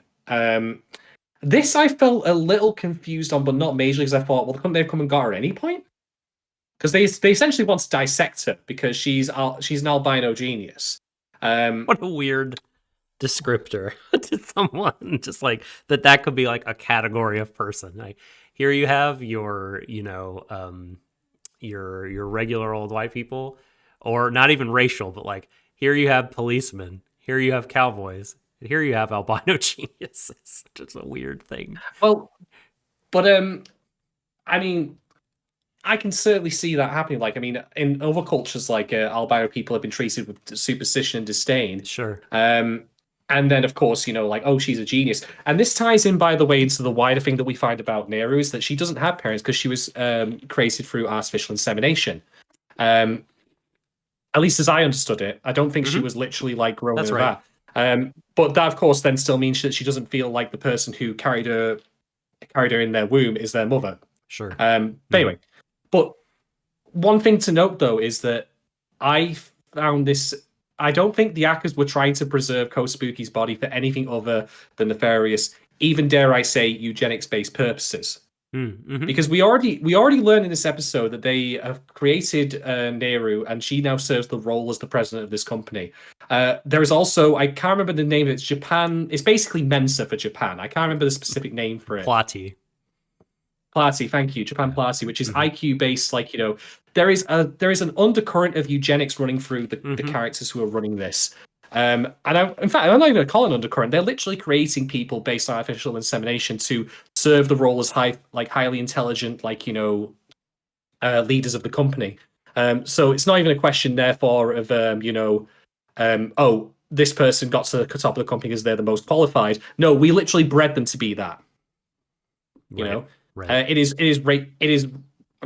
racially driven, and so Kosabuki's body therefore serves as to them at least as a valuable science and curiosity. This person is a genius. Can we breed more geniuses? This kind of thing, So her body being kept out of the Akka's hands and the government's hands is a very good thing in that case, in my opinion.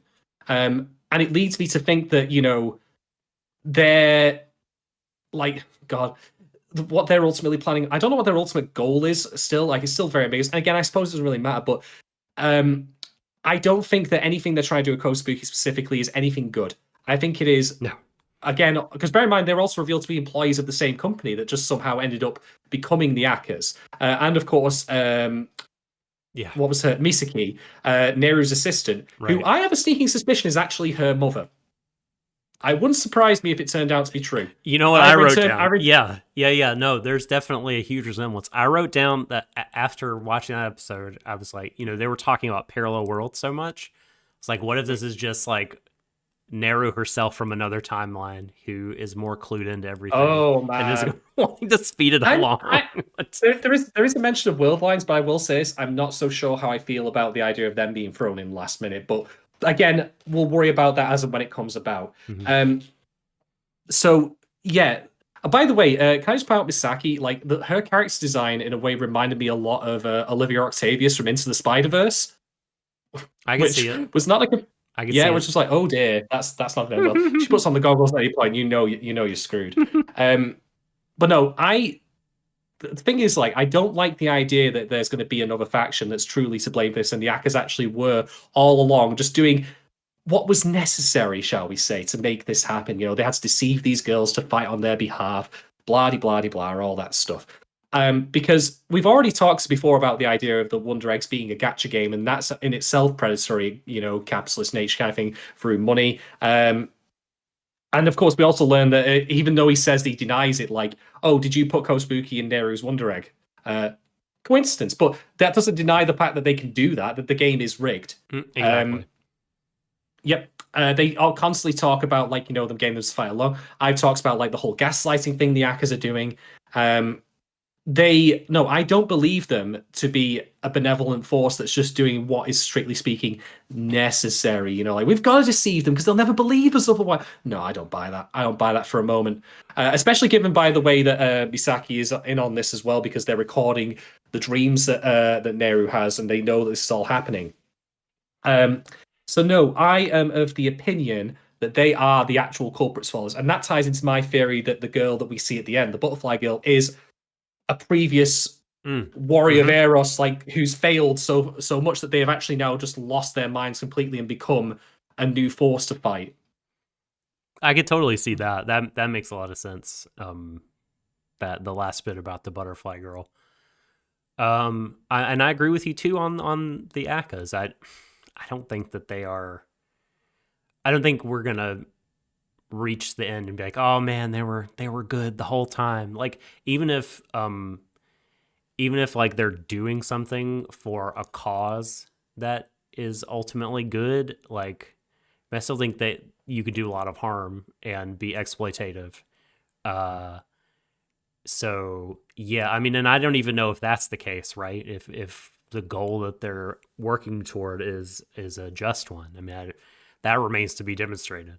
So Yeah. yeah, I remain very cynical toward them and what they're about. What was the specific question about this? It was the game. The game itself seems relevant in the idea, regards to the idea of taking someone back, and perhaps even training each other to fight against death. Like, is it a fair assessment that the Yakas are trying to train them to fight death? Right, No, right. I don't believe so. I mean, it could be because, I mean, clearly they are interested in that because they, have they're the transhumanists, right? Who have like migrated their brains and consciousnesses from their bodies to who knows where they are. I don't know if they're inside the dummies or in an external location. It almost doesn't matter. Yeah. They have done that, and I mean, I think it's a plausible it's not the only explanation, but it's a plausible explanation to assume that the reason that they did that was because they want to extend their lives, right, and beat this thing death. And so yeah, I mean, it could be, but like again, I just don't know at this point, and I don't even think that if that was their goal. I mean, like, I don't think that that's like prima facie like a just or good or worthy goal. Yeah, they could very well be training them to fight death, but obviously not for the right reasons. Because I think ultimately they're in pursuit of the same thing as the idea of, hey, like we're just like a more abstract representation of the way in which society, like, if we again buy into this whole life instinct thing, devours it from like young women and ultimately harms them. Yeah. There's just a couple of small things I want to add about Kotobuki before we go. I noticed this to you when we started, but I want to remind everyone that Kotobuki actually has two different colored eyes. One of them is purple and one of them is red, which puts her actually in the same category as I. And the thing is, like, Kotobuki is, even just in the show, like a wonderfully unique person. Like, she's got this very like carefree, like, I don't care about like, the rules of like safety and science. Like, I get the thing is, she first time she held a test tube, she was like, goggles. I don't care about goggles. I'm going to pour this molten salt into water, and I'm not even going to wear gloves. That's how I roll. But like, she's a unique and interesting character in her own right. But then also, of course, she looks unique, and looks like with how I was bullied for her like different colored eyes, and then also that was like used against her in that painting that we talked about. Like, Kotobuki similarly is seen as something to be commodified, dissected. So she fits perfectly within what's happening with everything else, and it ties in a little way to I. And this is one of the things these block of episodes is really good at. None of these episodes are focused on I specifically. Yeah. But she still gets a good amount of screen time that fits in so organic with everything that it's actually kind of amazing. Yeah. Like, whatever else I want to say about the show's effects at the end, like, she's woven into these episodes superbly. And even just the little things like that, where you can draw an equivalence between the shared experiences of Kotobuki and I, two characters who never speak to each other, that's quite an achievement, in my opinion. Totally. Yeah, she never feels left out. No. Next question, then. I think we may have already answered this, but I may elaborate on it, which is, at this point in the show, taking into account your thoughts on above, do you currently believe the Yakas are the show's main villains, co-villains, simply immoral schemers or tricksters, or perhaps something else entirely? So, just to add on to what you were saying at the end there, where you said, like, I don't know what it's going to go, maybe they'll turn out to be good. This is going to tie slightly into my point about Kaoru later, but I want to note that there can be a difference between intent and excision. Oh yeah, I don't think they're going to turn out to be good. No matter what the end goal was. When I say intent and execution, I'm not talking about them as characters. I'm talking about how they're written. Because, to be clear, this show is very much about the pain and trauma of young women. So would it not be a very strange message at the end if the reason that they succeed is through the guidance of two men? Oh yeah. No, I'm totally with you. Like, I think this is And that Yeah. ties into my feelings about Karu potentially being seen as disposable for this purpose of a cis person. But that's a whole minefield I'll tread later. But no, I am of the opinion that they are the core villains, and I think that part of the reason that they are that is because why are they dummies? Apart from, hopefully what I feel is going to be their fitting end when they get fed to a wood chipper. I'd like that. Me too. Oh no, I'm being devoured by this wood chipper. No. Yeah, sinking. Help me. Yeah. But because I think that the fact that they're dummies is meant to remove the sense that they're specific people and make them more abstract as a concept of male-driven manipulation. That's a great way to put it. Totally agree. Yeah. But they still have their own personality. It's like you see the photograph of them and you can tell which one's which immediately before when they were alive. But they are, even though they still have I guess that middle ground where they're distinct characters, they were distinct people in real life, but they more broadly reflect the exploitative trends that men can have. I mean, again, go back to Code Spooky, they were going to dissect so much as the government was. The fact they lie to the girls, the fact that they abuse their, trust, the fact that they could literally give them right away if they wanted to the people they want to see, but they don't. If they have any grand, I don't think they have a really strong grand plan. We're going to permanently destroy death or whatever, or we're going to it's not going to be the Persona thing where there's always this big bad at the end that we've got to fight and kill. You don't think so? Because it might be, but I wouldn't have thought. Actually... Yeah, I wouldn't have thought so until Butterfly Face came in. If my theory holds true that she's just another girl who's gone too far off the deep end in a sense, then that still works. Because I think that ultimately their scheme is just that they want to perpetuate the very system that created them. And in some way, by gaming what they're doing with the girls here, who otherwise could find a way to fight back, they keep them pointed away. It's one thing to gain a shootout with someone. It's another thing to get them to point the gun elsewhere entirely. If you follow my meaning. I think so. Yeah. Yeah. I mean, look, I have agreed with pretty much everything you said. I mean, I don't want to be. I want to be very clear when I say that I don't think no revelation in the show can make the Akkas good in a moral sense. Yeah, and I think that they are the villains, to be sure. I think whether or not there's a big monster at the end, I think the Akkas are still the villains, because I think that they, like you said, I mean, the means don't justify the ends. We don't know what the ends are yet, but even if the ends turn out to be maybe a good thing, they still exploit these young women to achieve them, which is not good. And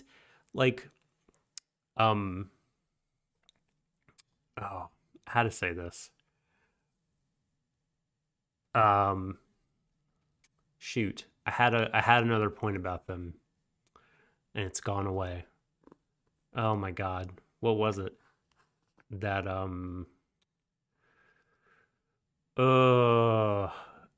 just that I think even if they are concerned with beating death and they say things like this will be a step for humanity, that they only want to be immortal themselves. That's the main thing, is their own benefit, and using all these other people under the guise of a social good really to achieve their own benefit. And that's what I believe. That's my working theory about the Akkas, and my mind will not be changed until I see hard evidence. Yeah. The final thing I'll mention that just pops into my head, given everything you discussed there, is that if their intent is indeed to defeat death and give everyone eternal life or whatever, there is a poem that Nehru reads out in episode 8, and I don't know the name of it. I know that smart people and I, such as Emily Rand, be oh, I recognize that. This is what this means. But from what I took from the episode, the basic gist of it was live in the moment. these days will never come again, that kind of thing. It's a Baudelaire poem called I forget the French, but it's just called "Be Drunk" is what the translation is to be drunk, I can get behind that, or get drunk. And I can get behind that. It's less. I find it to be, when I read it, I mean, clearly this is, interpreting poetry. What could be more subjective, right? But we're not doing that as a pod. But I'll tell you that for now.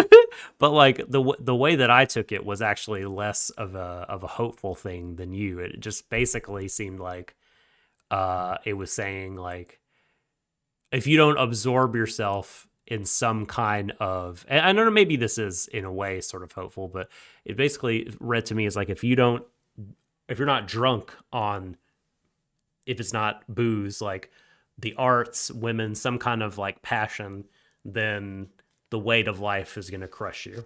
So basically, like, live in the moment, yes, but like not to be your full self, or to like, it's like live in the moment, because if you step back and think about life and the universe, you'll fucking be depressed. Yeah. The reason I bring it up, though, is because the whole reason that paradigm in the poem can exist is, of course, because of mortality, because of death itself. Right. And so the implication, therefore, and I think this ties in again with what I've said about how we get all these various scenes of levity with the girls, all the moments of like life, and living, and all the good times that they have, is that if we were immortal, we'd be robbed of the meaning of those, because we could just repeat them ad infinitum, and then, they cease to be interesting, I think I said this to you in the very first podcast we ever did when we talked about Kusagigure. I said, immortality can be boring, or eternity can be boring, Sure. Yeah. Yep. Yeah. And indeed, I said Persona 3. Persona 3 has a very similar idea, where, the core theme of that game is death, you will die, blah, blah, blah, blah, blah. We've all been through this before. But the point of that, of course, is that, even in the death of a person, or the death of something, it brings about change, and it reminds you to enjoy the time that you do have, which I think is a key part of what we've got here in this show. And I think that's a good lesson to have. Like, I know I'm one day not going to be around anymore, so I should probably, make the best of what time I do have, Yeah. I think that's a reasonable thing. And if the Akka's goal is therefore, of course, to become immortal, then it robs life of its intrinsic meaning as a result. Because, again, if you can do the same thing over and over, like paint your nails for all of eternity, eventually you'll get bored of it. Theoretically, yes. Have you ever painted your nails? Are you aware of the joys? Well, then how do you know it would be boring? Maybe it's the kind of activity you could do forever and achieve enjoyment out of. I can't drink beer forever, that's for sure. Even that would get boring in the end. I know some people in chat like, what are you talking about? We know you. I see that look. I see that look. Oh, man. Okay, so our next question, again from Brackham, is, if the 4 girls we've met are meant to be warriors of Eros, do you think there might also be warriors of Thanatos that could include the person we've already encountered? My theory on this, I've already mentioned. I will say yes, but I will say that there is no, or at least I don't want there to be, a guiding big boss person behind the curtain who's controlling this lady, the butterfly lady. I literally think it makes more sense if it would be more effective if she was just someone who was lost in the despair of death and had gone so far. In the similar, think of it basically like what happens in Madoka Magica to Sayaka. That kind of thing. Right, there's no unifying force behind the witches in that show. Not that I remember anyway. And funnily enough, the villain is a conniving little shit in the show. Do you see the comparisons here? That's the kind of framework I think would work for this. Because the problem is, if you do end up having there be a big bad villain at the end, it then deflates what the Akkas are doing by proxy. Oh, we're bad, but what about this? Whereas it should just be all on them. I think we're gonna get a big bad villain. I don't want a big bad. It's like it's gonna be oh my god, I've forgotten the name of the show that we covered last summer, with the cute little robots.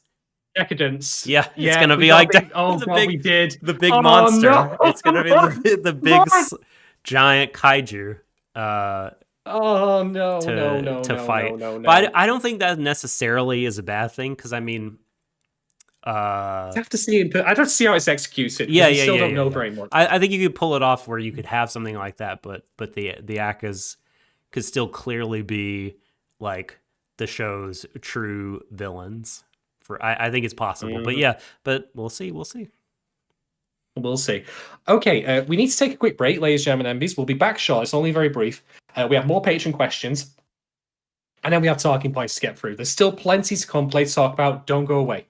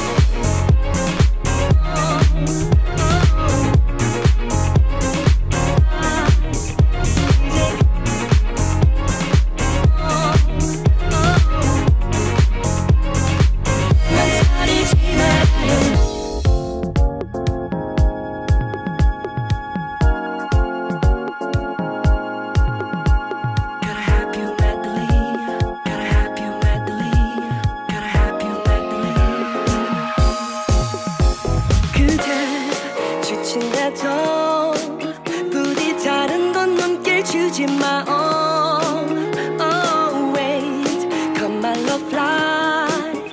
이제 가장 빛나는 곳에.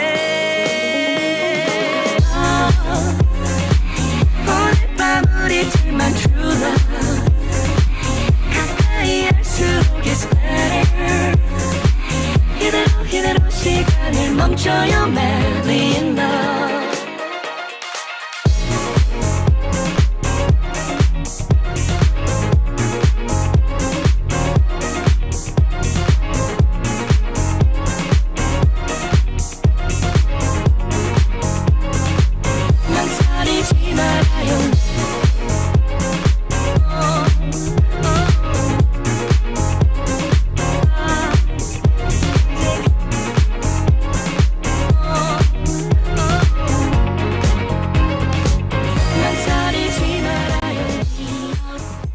And we're back. Thank you very much, everyone, for waiting. Duty calls and all that, or nature calls, rather. And even though I'm not drinking any booze today, I still had to go and take a quick leak, unfortunately. Anyway, back to the point at hand, though. We're going to continue our Patreon questions. The next batch comes from Kate Rose. Episode 10 revealed how the end game ends. In your opinion, how did Momoe trigger the end game, and what was the thing that killed Panic? So I've already said what I thought the Reaper Girl was. But as for triggering the end game, basically it was a resolution of her issues. Kaoru helped her. Kaoru was the last person to depart that train station because he helped Momoe come to terms with her own identity, her own gender identity and such. And the fact that Panic was a crocodile who didn't have to worry about gender identity, because I suggested in the previous episode where we were like, what are the animals about? And I was like, seen possibly as more masculine, but Momoe herself actually says you don't have to worry about that sort of stuff. But now that she's firmly determined that she's a girl, well, that ambiguity is now gone. That's why Panic is murdered. It's a symbolic gesture of the end of the resolution of her issues.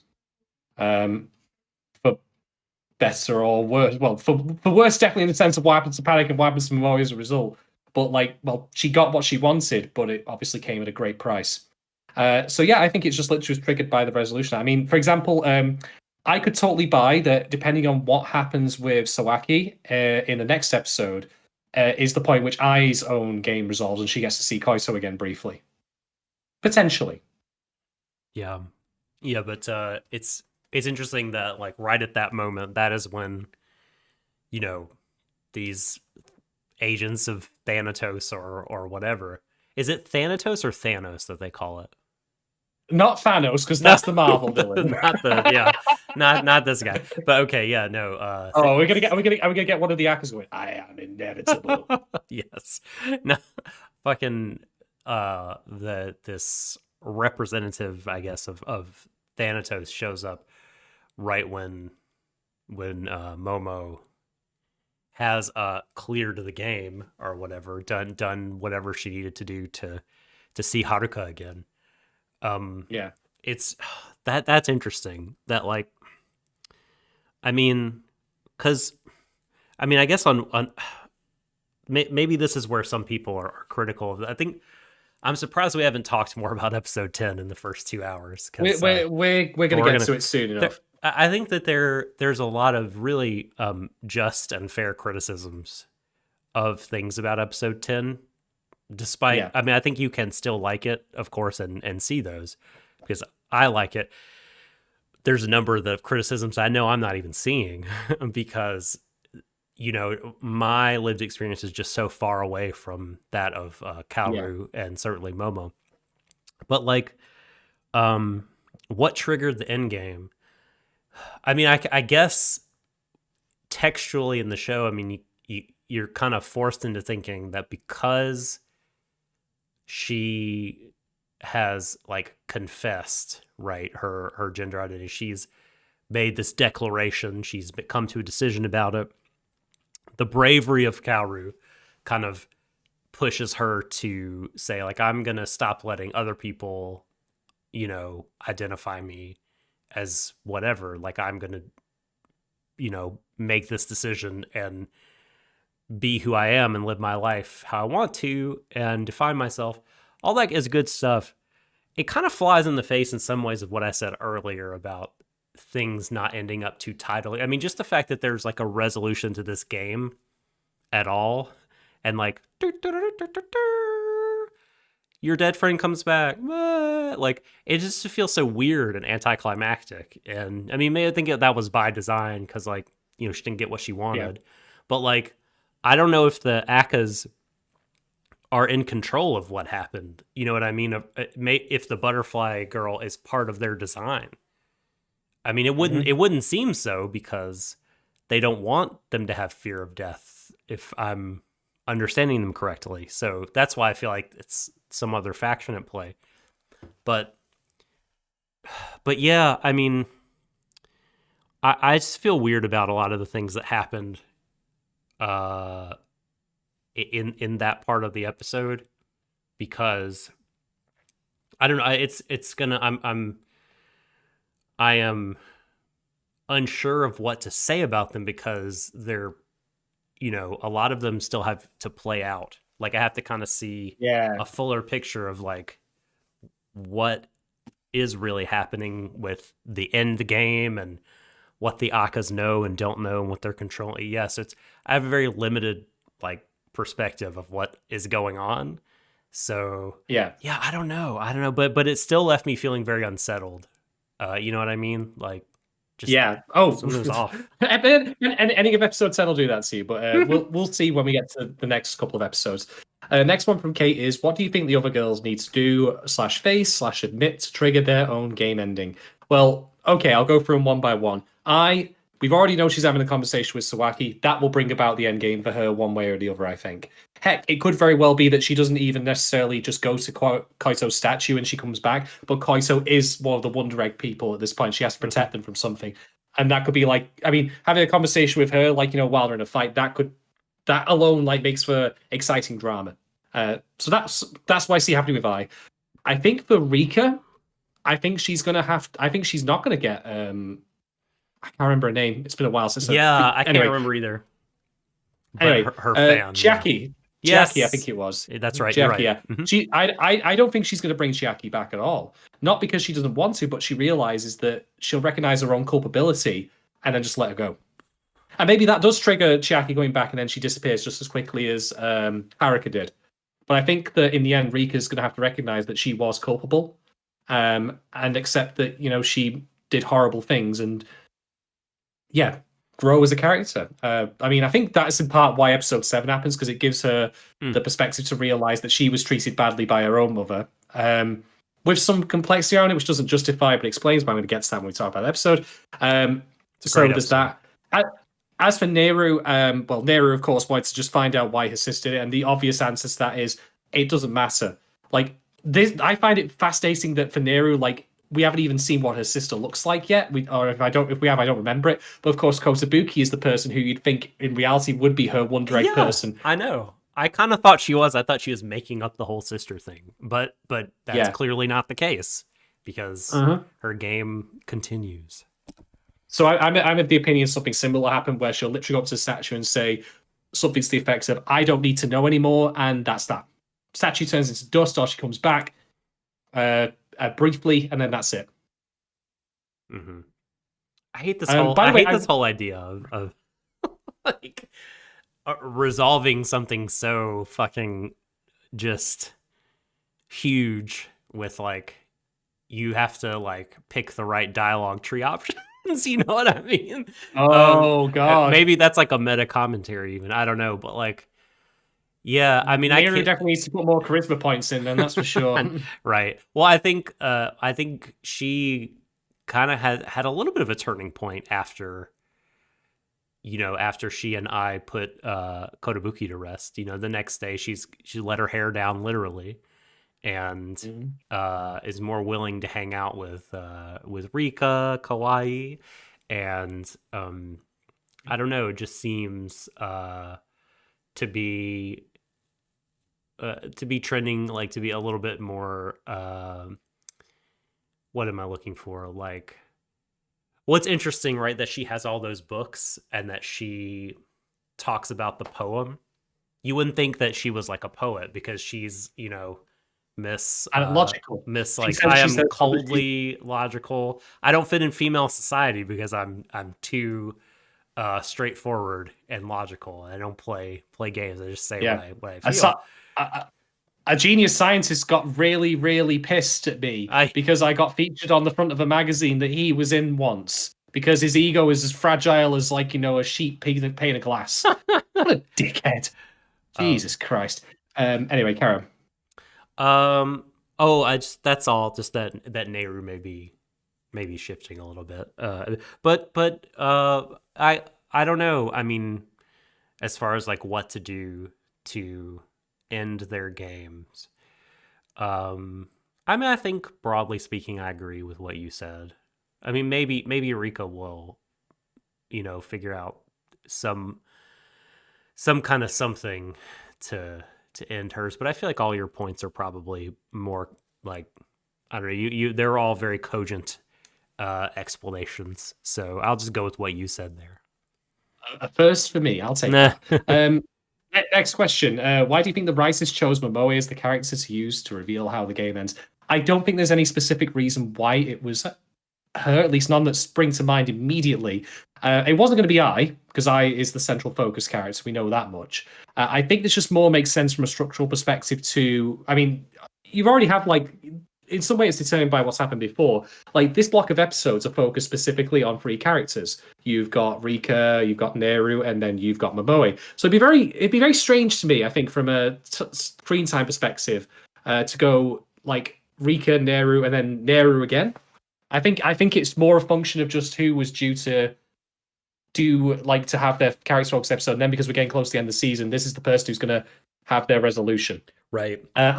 I wouldn't worry too much about it. I don't think it's anything to really speak of specifically.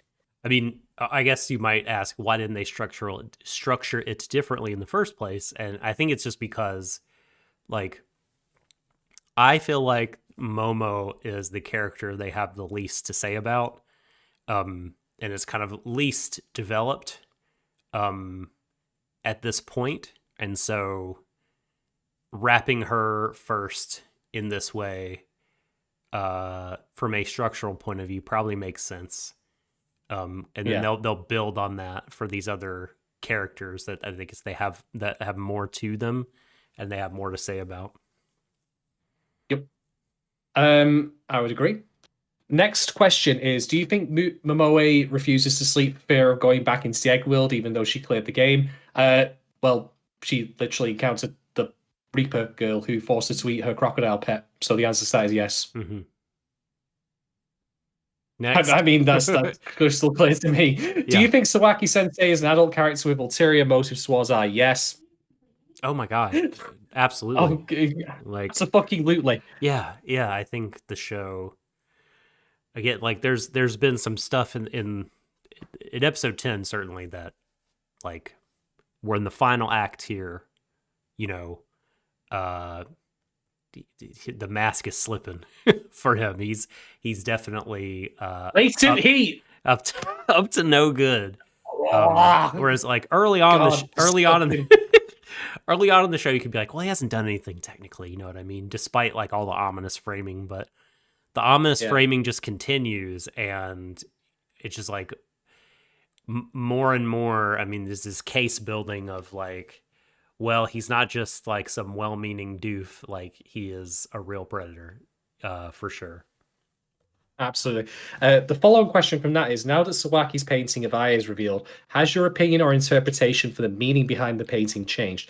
Okay, so a couple of things. I want to note that there are flowers in this image, and now is probably a good time as any for me to mention that there is continuing flower language throughout all these episodes. Mm-hmm. And of course, friend of the pod, an amazing person, Emily Rand, has done another post. Not on that painting, although she had plans to do it. I don't know if she did it yet. Yeah, she did it. She did. I missed it then. Yeah, I missed it. She did 2 posts on episode 10. There we go. Mm-hmm. So I would very highly recommend, if at this point you want to pause the podcast, if you're not watching us live, go to @AJ4 on Twitter, or for me in Full Blue WordPress, and look up her article on that, because I can't give a complete assessment of this picture without having read that particular article, since I look at it and like, I think one of them might be a sunflower, but it's wilty. I don't know. I need to check. I need to go back. So the second thing I will say is that I don't know if this is necessarily the right comparison, but I got real strong Buffalo Bill vibes from this fucking painting because it felt to me like, someone trying to come up with the like ideal gestalt creation of various people, or in this case, two specific people, which is I and I's mother. And God, there was a line he said as well in it where he's like, "You'll grow up to be like your mother someday, smart, strong, beautiful, etc., etc." I'm like, but she's already so many of those things. She's already great in her own way, regardless. We've seen that. We've seen the way she cares for her people. She literally gave someone else the emotional strength to end their friend's life as a means of giving them dignity. Holy shit. There are very few people in the world, I think, who could say that they have the fiber to do that. I probably don't. In fact, I'll probably go on record saying I don't, But yeah, I think his interpretation is that like he is a person who I think straddles the line. I mean, this is what you said, like, for our eyes ominous, but there's nothing apparently wrong that he does. But he is someone who like murks the line between like, what is very clearly his predatory, abusive nature and seeming to be like a polite and normal member of society. Yeah. Like it's a mixture of the woman that people would like think it's okay for him to stay and the woman he really wants to prey on. Well, yeah, I mean, totally. I think that he is sort of using I's mom to get close to I, in fact. I mean, I think it's as far as that. I mean, that line you mentioned was just so like stomach turning because he's basically like, I love your mother with all my heart and you're her daughter, so you should have more faith in yourself. Basically, like, I think your mom's hot and you're her daughter, so you know what that means, baby. Like, you're gonna grow up to be that way, and I'm like, that's grooming. That is fucking grooming right there. That is groom behavior. I mean, and at the end of there's a lot Emily has to say in the post, but at the end of the post, she's talking about the flowers in the painting. They're two different kinds of camellias, the red and the white, and the white is sort of meant to be like purity, right? And she says that in Violet Evergarden these flowers exist. They are a painted backdrop for the love story between a 14-year-old princess who is being married off to an older man that she met when she was a child. They have this message of waiting, divinity, like purity, and then couple that with like the red flowers, the red camellias, which represent romantic passion, love and desire. Like, and then you have them over an aged up eye in a painting called Latent Heat. I mean, he is just sees this pure, beautiful blossom. And he's like waiting. He's like, it's latent in there. It's kind of, he's just waiting for her to be, for whatever moment, whether it's her to be a certain age or a kind of certain situation to occur. Who the fuck knows? All I knows is... you mean like a situation where I feels compelled to dress up for him in order to visit him at the art gallery? Right, a situation like that? Yeah. And she looks so... I mean, and she's wearing heels, got the long dress on, has her hair pulled back. She's looking like, a lot like her mom, like the most adult she has looked in the show. Well, that's because she wants to look adult. Yeah, like she is... before even seeing the painting, she's already fulfilling the idea of it, and I'm like, no. All I'll say about the painting before I move on. All I'll say about the painting before I finish is that you've undoubtedly heard of Banksy, the street artist in the UK. That's me. So he did a painting once. That's you. Okay. Yeah. I'm revealing it live on it. Yeah. Now we know who it is. I don't know how you. I don't know how you got over it during the pandemic to do some of your stuff, but hey, well done. I mean, I'm Banksy. Anyway, I'm fucking Banksy. I mean, I can make it happen. Hey, this was not the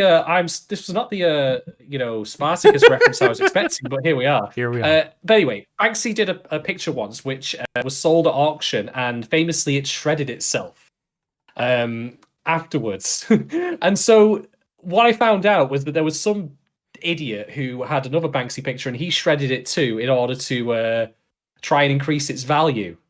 But of course, it went down to £1 from like hundreds of thousands of pounds it was worth. What an idiot! All I'm going to say is this: if you shredded Sawaki's painting, it would go up in value. That's how much of a piece of shit it is. Anyway, I can't like elucidate my hatred enough of that portrait. It is Yeah, it's absolutely vile. it is it is just so Because, upsetting, because and that's what makes this so good. Like, yeah, I think I'll add as well. The part of the reason I find it so appalling is because it is hiding as much as Sawaki does behind the veneer of respectable society. He's a teacher. He's in a position of authority. He's someone you can trust. Blah blah blah. Like he's dating someone's mom. Like he's not doing anything wrong per se, but his behavior, like the undercurrents behind it, and everything else is just awful. And then of course there is the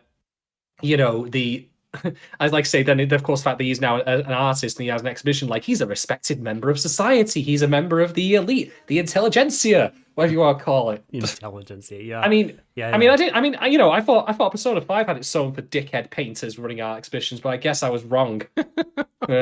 Anyway, No, it's true. Next, it's true. Well, I just will briefly sorry, go on. No. I was just Sorry, go gonna say, like, I mean, I think why this is it's so effective because, like, if it just is hitting on something really true about abusers and their nature. Again, we talked before about, and I think Emily even mentions it in either this post or the other post about episode 10, that, like, it would be, what a great world it would be if abusers were these, big monsters that they're portrayed in the egg world as being, that they are on the inside. On the outside, for everyone to see, it'll be so easy. Yeah. But, like, they are often, soft-spoken and, like you said, respectable members of society. And they often, like, they're not like, if only the world were so black and white in terms of, like, just everything about a person. Like, they're not just, like, abusing people 24/7. Some of them might, I don't know, be giving to charity or have family members that they love and take care of, or oh god, it's like nice thing. You know what I mean? It's like that old tale of the guy who works at Auschwitz as like a gardener. He'd go home and he'd, like, be talking to his daughter, saying, "Hey, did you have a nice day at school?" and all that, that kind of thing. Sure, yeah, exactly. Yeah. I mean, and that's just, but that is not meant to undercut the horribleness of the abuse. It is just meant to be like, we have to reconcile those two things and still say they're awful people and bad. You know what I mean? It's just like, this is a lot more of kind of a authentic feeling to me. So says I, I've had conversations with people who've been abused. I've never been the victim of this kind of abuse. But so, yeah, I think that is part of why it's upsetting. So yeah, please continue. Good. Next question. The final thing I'll add about that is that if Sawaki ends up getting a monster form, which is a possibility, I can see ways in which that could happen, and not necessarily him turning into a monster, just like the otherworld version of him. Right. I guarantee you, I'll be on Twitter immediately, and I'll be posting a picture of him in the real world and a picture of him as a monster in the other world. I'll say these are the same picture. Exactly. Because that perfectly, not only is that like me just trying to make banter, but it's also like exactly true of what you and Emily have said, which is these are people hiding in plain sight. Final question from Kate is: how did you feel when you saw the end of the game played out? Did it in any way match up to how you imagined the end of the egg game? Well, I was prepared for failure. I was prepared for disappointment because there was no way it was going to end literally with God, why have I found a name again? I literally said it earlier in the pod. I'm so bad with names. Haruka, yes, thank you. With Haruka, like, coming back and everything's all happy. Although that could have been an interesting plot thread if this show was different. Where, okay, this person now has their person back, and how does that change their, like, relationship with the others? Because, make no mistake, their friendship has been forged in fire. What happens when that fire dies off? Does it remain? That kind of thing. So I expected the disappointment. What I did not expect was the immediate follow-up of, oh my god, eat your pet. Barf. Man, God. Yeah, and it puts a real fear in me for what follows for the others if they do complete their egg games. Like, oh, I gets Kaito back very briefly, and then... Something about it, sounded very Full Metal Alchemist-y, because the butterfly lady was like, I don't want to hurt you because I respect the struggle you've just been through. So I'll kill this thing instead. Almost like to bring this girl back to life, ultimately you got to give something up. The law of transference, or whatever it's called in Full Metal Alchemist. Yeah. Like, I don't know if that's gonna always be the case, if the pets are always gonna get killed or whatever, but I had no vision. I don't, you know me. I'm not big into the speculation, I guess, when it comes to anime, but like, I think it's because I'm bad at it. So what did I think the end would look like? I didn't really think that they would achieve an end. I thought that it's before they reached that state, they would break the system down in some way, and realize that they were going to be on the treadmill forever. That's how maybe I kind of pictured it. So yeah, that I think, like, I was set for disappointment, but I agree with you that maybe I wasn't quite set in my mindset that they would succeed. But if I felt like it was not going to end well, it wasn't literally going to be, we get to the end of it, we all do, like, the put our hands together and we do the lifting up thing, like, go team, that kind of stuff. Right. It ain't gonna be like that. Let's put it that way. No. Okay, we have 2 more questions. Next one comes from Gogo Type Robot. What do you think needs to happen to wrap up the story after these episodes?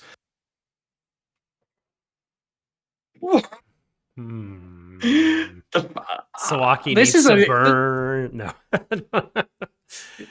Push him off a cliff. I'd be okay with that. Into Jacket an exploding car. Yeah. oh yeah, that'd be great as well, actually. Okay, so I think we obviously need the wrap up of each person's individual arc. We need a resolution for them and their person. Chiaki, Neru's sister, Koito. Koito, I think what we also need to do is we need to have a final, like, resolution with the Akkas. They don't even need to be destroyed, as nice as that would be. I think they can just be left behind. Although that being said, the very fact that they exist to begin with leaves the possibility that other girls would fall prey to them. And again, that would tie in with my theory of there have been others before now, and that's where Thanatos girl, Reaper girl, comes from. So I think if I wanted to see the show wrap up properly, is, again, I'm not so worried about the overarching narrative. Like, all of the life essence, like life force, blah blah blah. I don't particularly care. And I think it's also difficult to find a permanent resolution, because one of the issues you always run into with stories like this is if it points out a systemic failure of society where things like this happen to these girls, and then it tries to resolve it permanently, you always think stuff like, is that a satisfying resolution? Like, again, to bring up Persona, like, how many times have, like, we beaten the big bad and suddenly everything got better? I'm like, it doesn't work like that, though. It's a nice fantasy. It makes for a great final boss. But literally blowing a hole in a god's head does not suddenly make everyone stop being dicks to each other, as nice as that would be. So not resolving the Akkas permanently avoids that, but then you, of course, have to try and find a way of, well, we won't play the game anymore, and no one will ever play it again. That could be one way of doing it. But at the very minimum, I want a satisfying resolution to Ai's story in specific, because I want the show to end on a note of hope for her, where she's going, like, into the dawn of a new tomorrow for her. She's free of Sawaki. She's free of the egg game. And I know this will sound harsh, but I mean it in the nice way possible. She's free of Koiso as well. Right, I know what you mean. I don't mean, like, as in, I've washed my hands of you. Thank but God. Like, no, like, yeah, but like the memories of Koito empower her now. They don't burden her. That's the distinction I would make. Yeah, she's, like, accepted it, and she can start to move on with her life.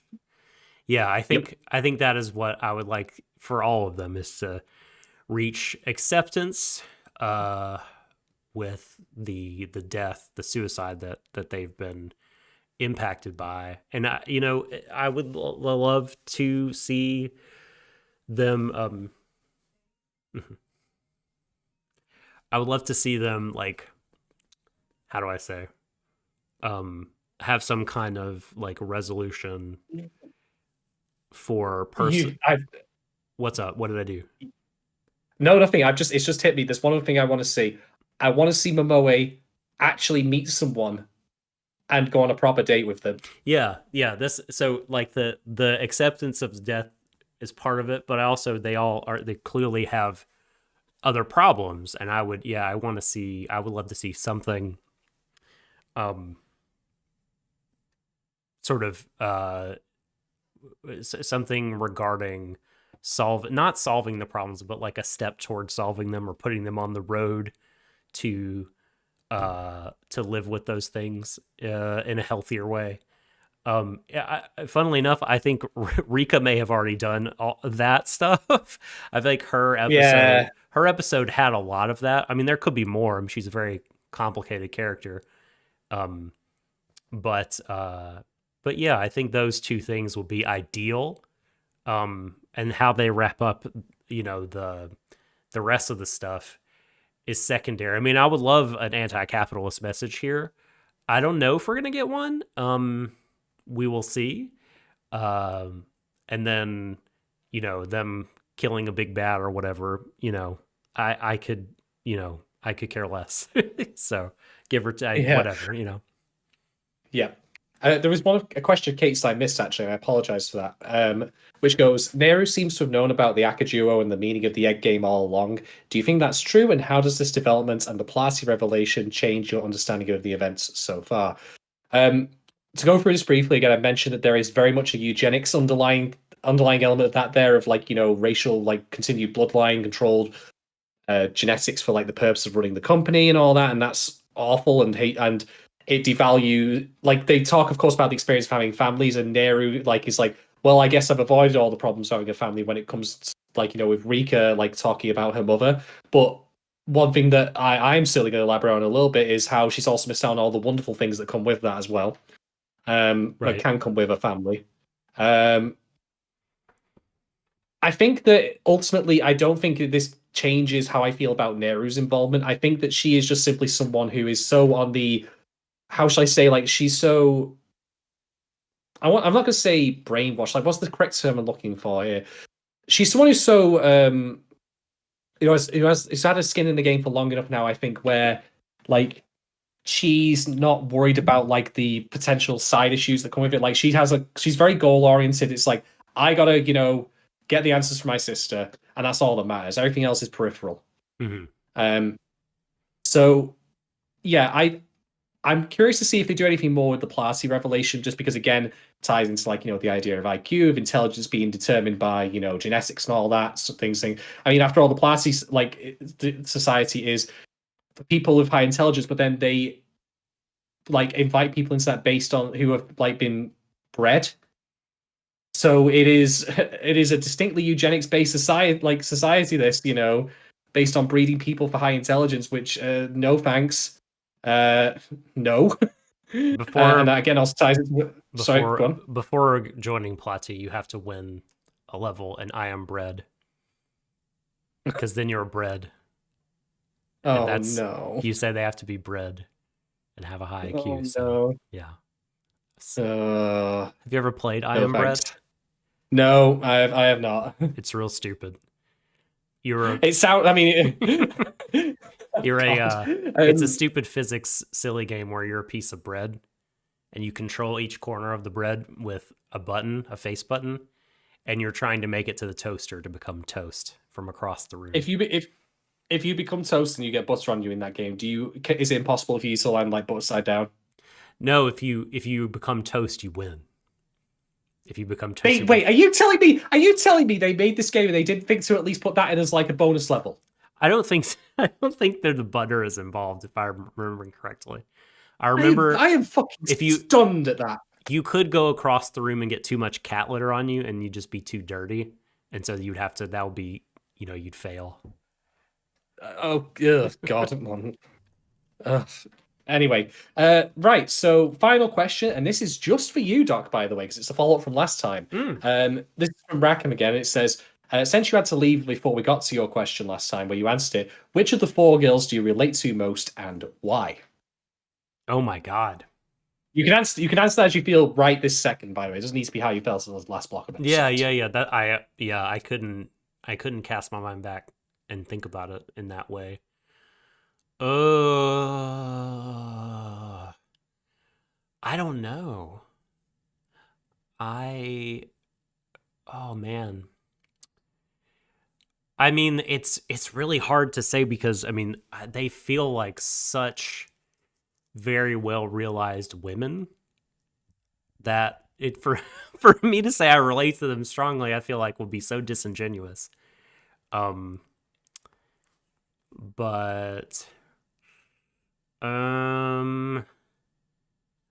yeah, what did you say? What was your answer to this? Well, I think my answer, I don't recall, but if I had to give it again, it would be Rika now for reasons I'll be going into it a little bit. A nice little tangent there. But yeah, Rika is my answer if I were to go for it again at this point. Yeah. I don't know. I'll think about that. I'll think about it. Ask me again.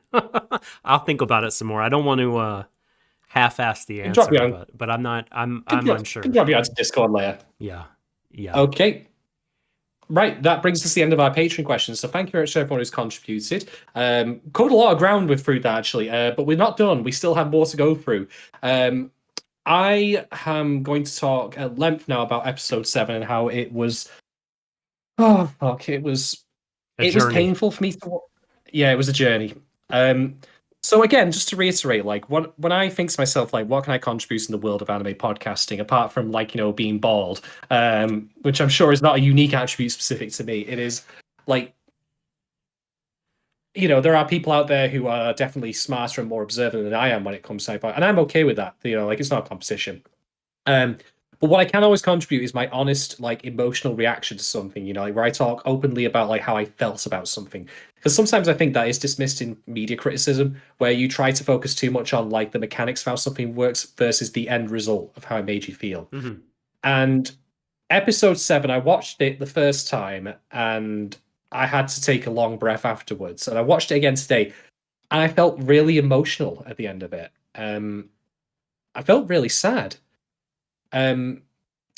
Because for those of you who are listening and might have not heard me discuss my personal history in the past on the podcast, because I have brought this up before, I'm estranged from my mother.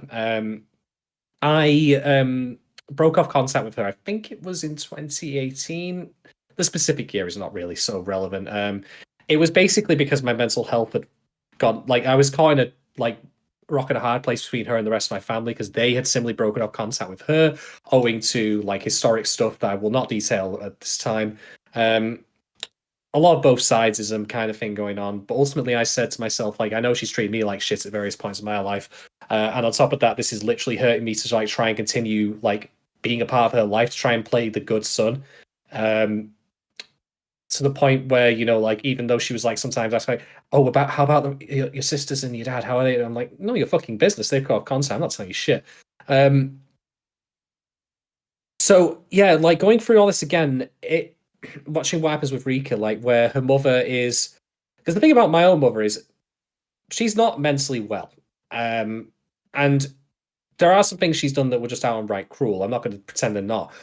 But as way by explanation, but not excusing, like I think that comes in part from a place of her just not being a mentally or emotionally well person, and also there's some stuff on my dad's side that he's done that again, I don't want to get too deep into the weeds of my own personal history because it also just detracts from the point I'm going to make, which is this: the thing that Rika wants in this episode is that she wants to meet her father, and it could be any one of these 5 people. Which I must say, as much as I am trying to be serious about this, all I can think to myself is I hope she's never seen Mamma Mia.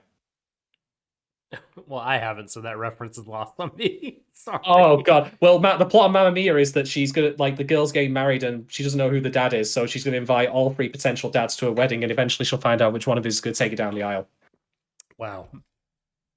Yeah. So look out for Rika starring in Mamma Mia 3. Jesus Christ. Please no. But yeah, essentially, she doesn't know who her father is. It could be any one of these 5 guys that of which her mother has the Polaroids of all 5 of them, like when she's like had relationships with them. Didn't she say at one point, the mom, didn't she say like, it might not be any of them? I don't even know that. You know what I mean? Like, which is like something. Can I just really quickly say something? Something is not right here, because Rika has a memory of her father's voice. So that means she would have had to been older than a tiny wee baby, right? And them spending some kind of time together. It looked like they were in a car riding somewhere together. And for the mom not to know about it, not to know who her daughter's spending time with, like that this guy, her father's, like, it doesn't add up. Like, either Rika is totally misremembering and making that up, or it constructed out of things her mom told her, or her mom is lying. I just wanted It could to say potentially that. even be. It could even be both. Yeah. Because it could very well be that Rika's actual biological father is a twat, and Mhm. her mother is trying in her own way to like not try and like disincentivize her to find out, which is actually having the opposite effect. Right. But the thing is, I think what I need to get across right now before I say anything else is who Rika's father actually is does not matter. And you might say, well, what the hell are you talking about? Like, that's what she's all about. No, what Rika wants, and this is where it really hurt me this episode, because it made me feel acutely things I have felt every Christmas, every birthday that I've had, Easter, other people's birthdays, you name it. Right. She wants the concept of a father, or a father in her life who can do the things a father should do. Like, look out, like, I mean, you name any sort of like things that a father and daughter would do. Like, he takes her to the park, things like, things like that. He, takes her to a movie. Mm-hmm.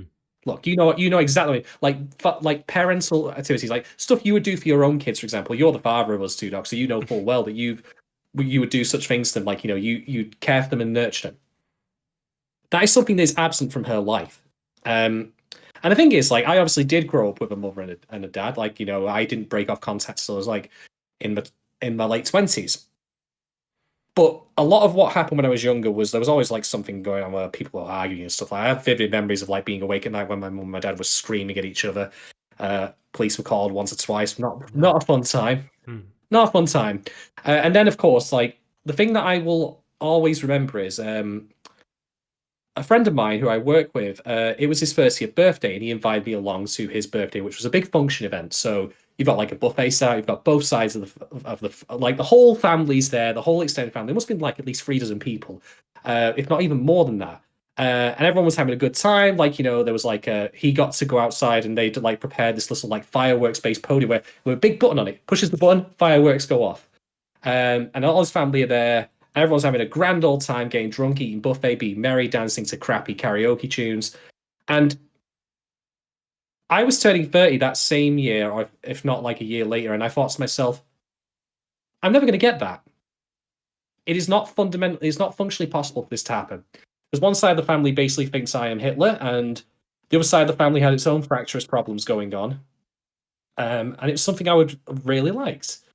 And, then things happened like, I spend Christmas at a friend's house because there's no family members I can spend it with. And my friend has all their family members together. And they're all having a grand old time. And I'm there basically, and I'm not saying this to be like mad at them for doing it because it was nice thing to do, but I'm there out of pity. And so Rika, like, living in this way where it doesn't matter who specifically of those 5 is, as long as she has a father who knows. Like, it felt very adjacent to my own experience of, I wish I had a complete and whole family where all of these experiences that I've seen other people have, things I could have had too, and which I haven't. And it made me feel really upset to see that in that episode. Not in a way because I was like, oh, fuck you, episode, for doing this to me, and this is all wrong. Like, no, because it was exactly how I felt. Like, the specifics and the context is different, certainly.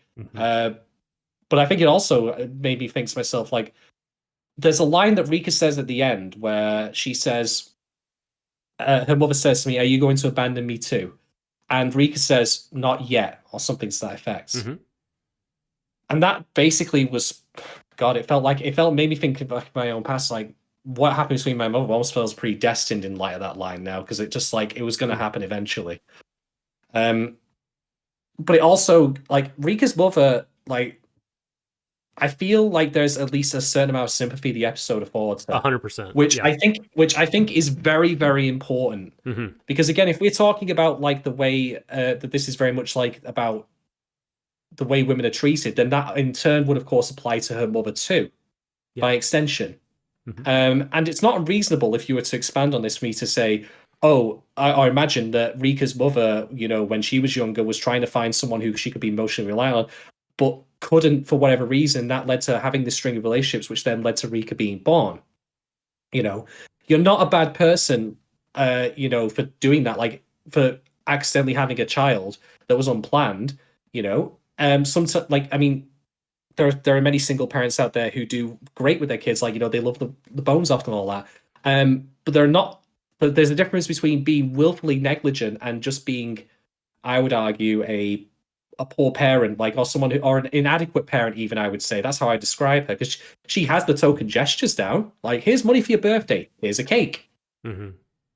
But there's certain things in this episode that also really reinforce this for me. One of which was, firstly, I want to ask a thought experiment of you, Doc. Right. So Rika's mother runs a tiny bar, and this is a masterful framing device for their relationship, which I'll get to in a little bit. But I want to ask you firstly, Rika comes back from the egg world and goes back to the bar, and she comes in through the front door, and there's a couple of patrons in there, all guys. Rika's mother behind the bar, and she says, "Hi, Rika, happy birthday," and they all start saying happy birthday. So I want to ask you this. If you were completely divorced from the context of this show and only listened to the audio, would you naturally know that Rika is her daughter from that scene? Because the way I see it, these lines being delivered is, it feels like she's almost treated like another patron. Yeah, that's interesting. I never looked at it that way. That's very interesting. Yeah, because all the punters like saying, "Hey, happy birthday!" Like that's her daughter, not another punter in the pub or whatever, Right. But it goes beyond that. So at the very start of the episode, we of course have Rika's mother, like, hungover, sleeping at the bar, whatever, and the fact that Rika's mother is on both sides of the bar at various points is a very, very interesting piece of dramatic staging, particularly in the relationship with Rika. Yeah. Because you've got her, like it firstly shows there's a divide between the two of them that makes it very transactional. They only ever, for the most part, talk when they're stood in positions of, I'm selling or giving you something, which is, the bartender to the patron. That makes their relationship seem much more transactional than it would otherwise be between a mother and a daughter. Yeah. But then at the end of the episode, when Rika says, "Oh, I'm not going to abandon you just yet," that kind of thing, the roles are reversed. Right. She is now behind the bar, and Rika's mother is on the other side. And it hurt to watch this because, again, I got the impression that Rika's mother just isn't equipped to, like, give her daughter what she needs, and that's in part not her fault, because she can't literally conjure a father out of thin air. She can't just have any old guy come in to fill the block. That would actually be the worst thing in the fucking world. Yeah, and I mean, and it's not even. I don't even necessarily believe she needs a second parent or a man around to, like, kind of complete things and live happily or whatever. But, like, I also feel I feel a great deal of sympathy for Rika's mom, because she is clearly depressed.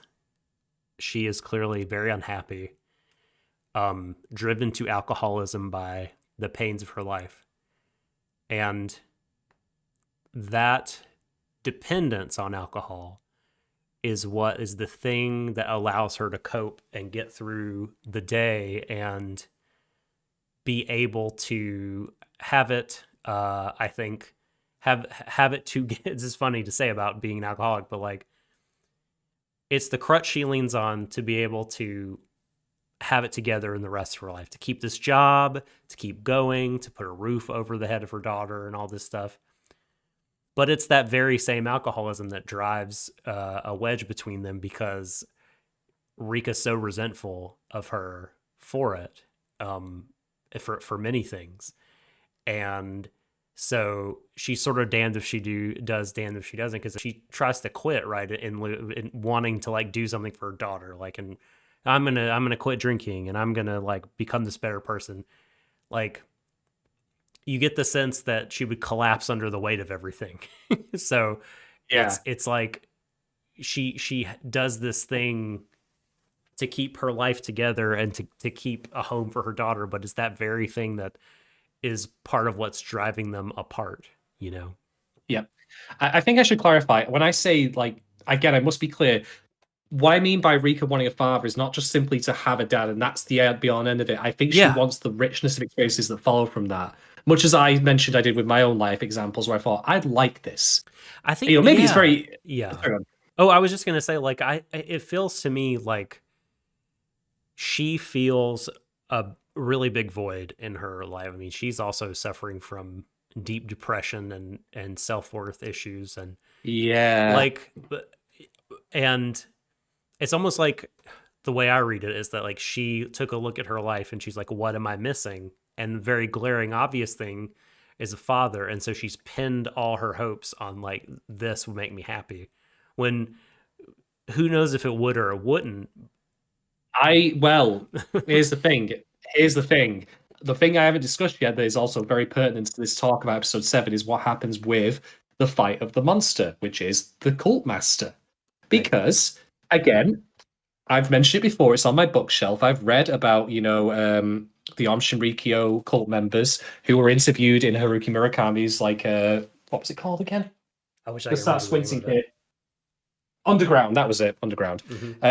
And they are normal, for the most part, like normal people who needed some sense of like belonging or meaning in their lives. And that's true for a lot of cults. I mean, Nexium, for example, or Oh my God. as Mark from Millionaire mentioned, Happy Science, Mhm. like these are people who promise like a place for people to belong, where they feel like, their needs are met. But in reality, they're just parasitic. Yeah, I would say it's Um, absolutely true, not just for some or many people in cults. I think it's true for every, like, in a cult, like, yeah, Going on? you were either like QAnon, exactly. You are either someone who feels like, life is beating you down and you're looking for, like you said, some sense of meaning and framework to your life, or you're someone who wants to take advantage of those people. Yeah, That's it. exactly. That's Yeah, the two exactly. types. And then there's that the lady who comes out of the egg, who is the cult member herself.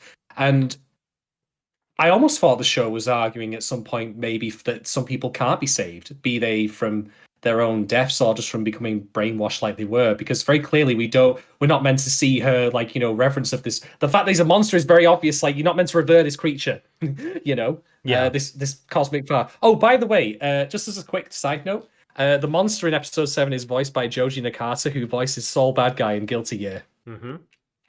And You a know million this other guy. things. You know this voice. You love I this know.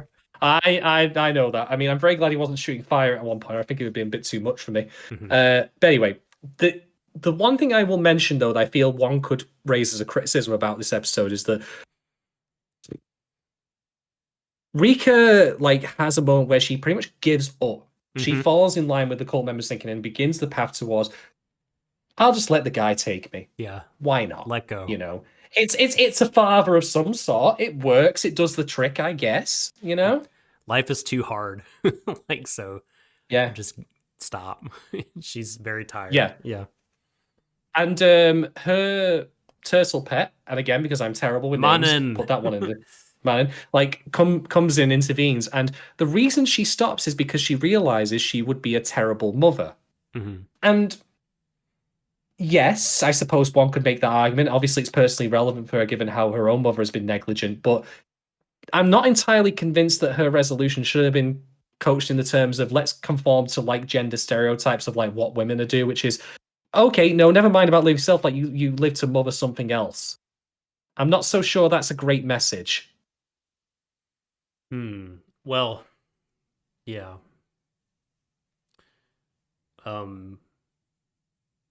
I guess for her, since she is a cis woman, as a parent, she would be considered a mother. And maybe it's like, she doesn't want to abandon her child because she has felt what that is like, and it can leave it can have brutal effects and leave a deep hole in your heart. And so Yeah. maybe this is where it's coming from with her. Maybe that's like I'm trying to see the good in it here. And maybe that's, if you can put it in more general terms and less specifically about the gender, maybe that's But the thing a good way to look at it. But not saying that you're the thing off base. No, of course. But the thing I'll note as well, like you can have both. You can have someone who is willing to like live their life for themselves and for their children. It does. I think that if you live a life totally in subservience Oh, yeah. of your children, not having like your own self identity, then that's not a good way to live. And I'm not saying that Rika falls in line with that. Like she doesn't suddenly massively change her personality. No. But I think that this message could have been conveyed in a much better way that didn't conform along that traditional, not even gender role, but just more role of what's expected of women, I suppose, like, motherhood. Right. That's and true. I think it's also worth noting as well that if we again go back to my theory about what happened to Rika's mother, we then have to acknowledge that the reason she became a bad mother is to do with is something else, like because she lost like some sense of like living for herself. Like she had those relationships because she didn't find someone she could be emotionally attached to, and obviously the answer side would be she does find someone who she can have a healthy relationship with, or she doesn't but still comes along to live herself.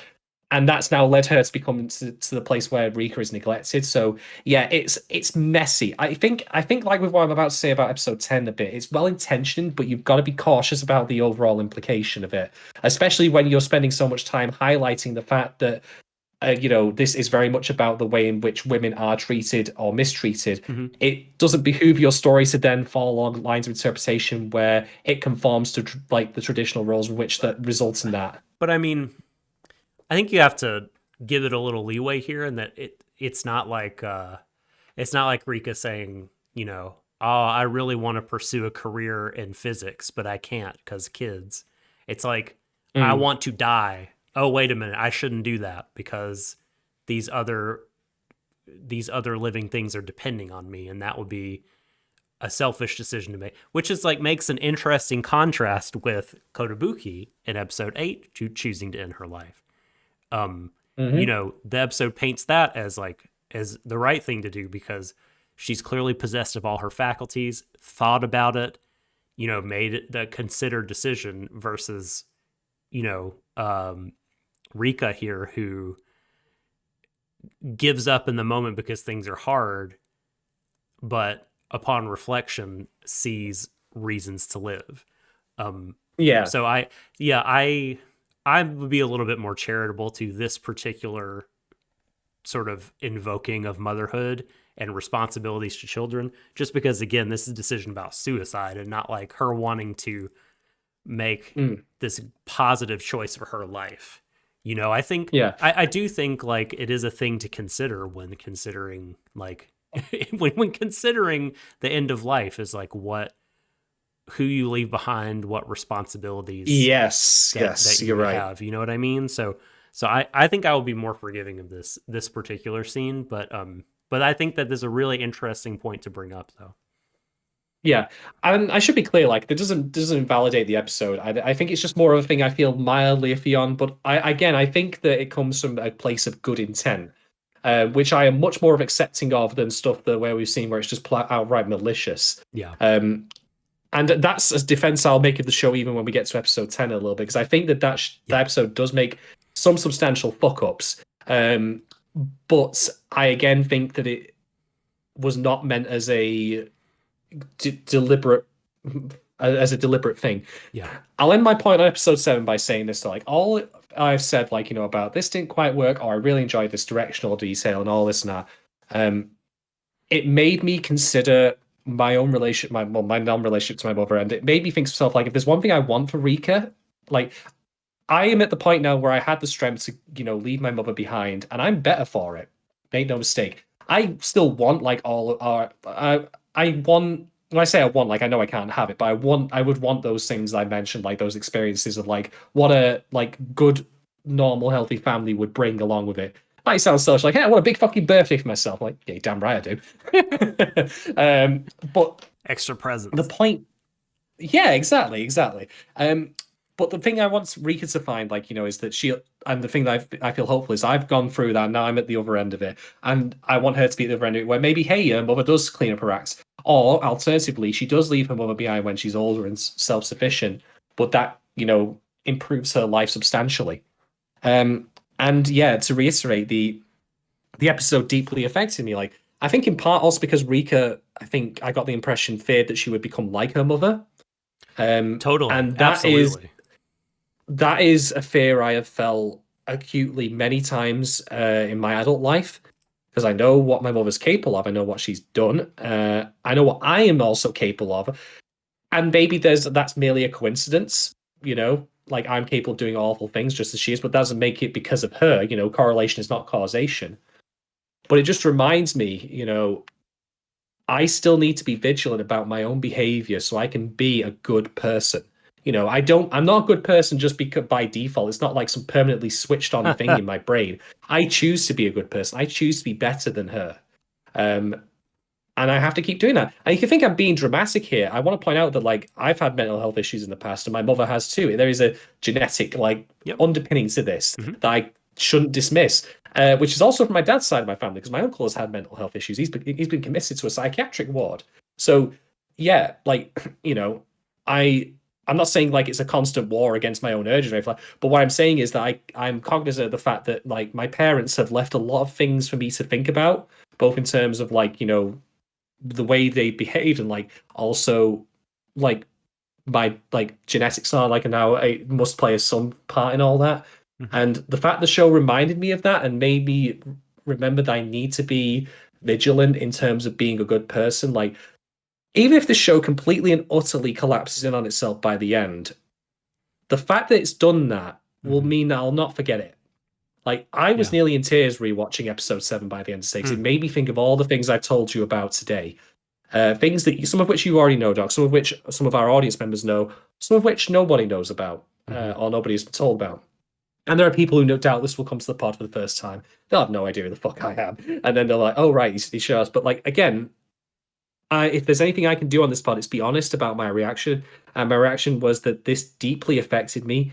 It hurt me to think about all these things that are happening to Rika, because I've been through similar stuff myself. And I felt that longing, that desire for a proper family unit where I can have all of the things that like she wants similarly, even if the context might differ. But it also reminded me that, you know, I can be better and I will be better. I think that seems like a thing I can do.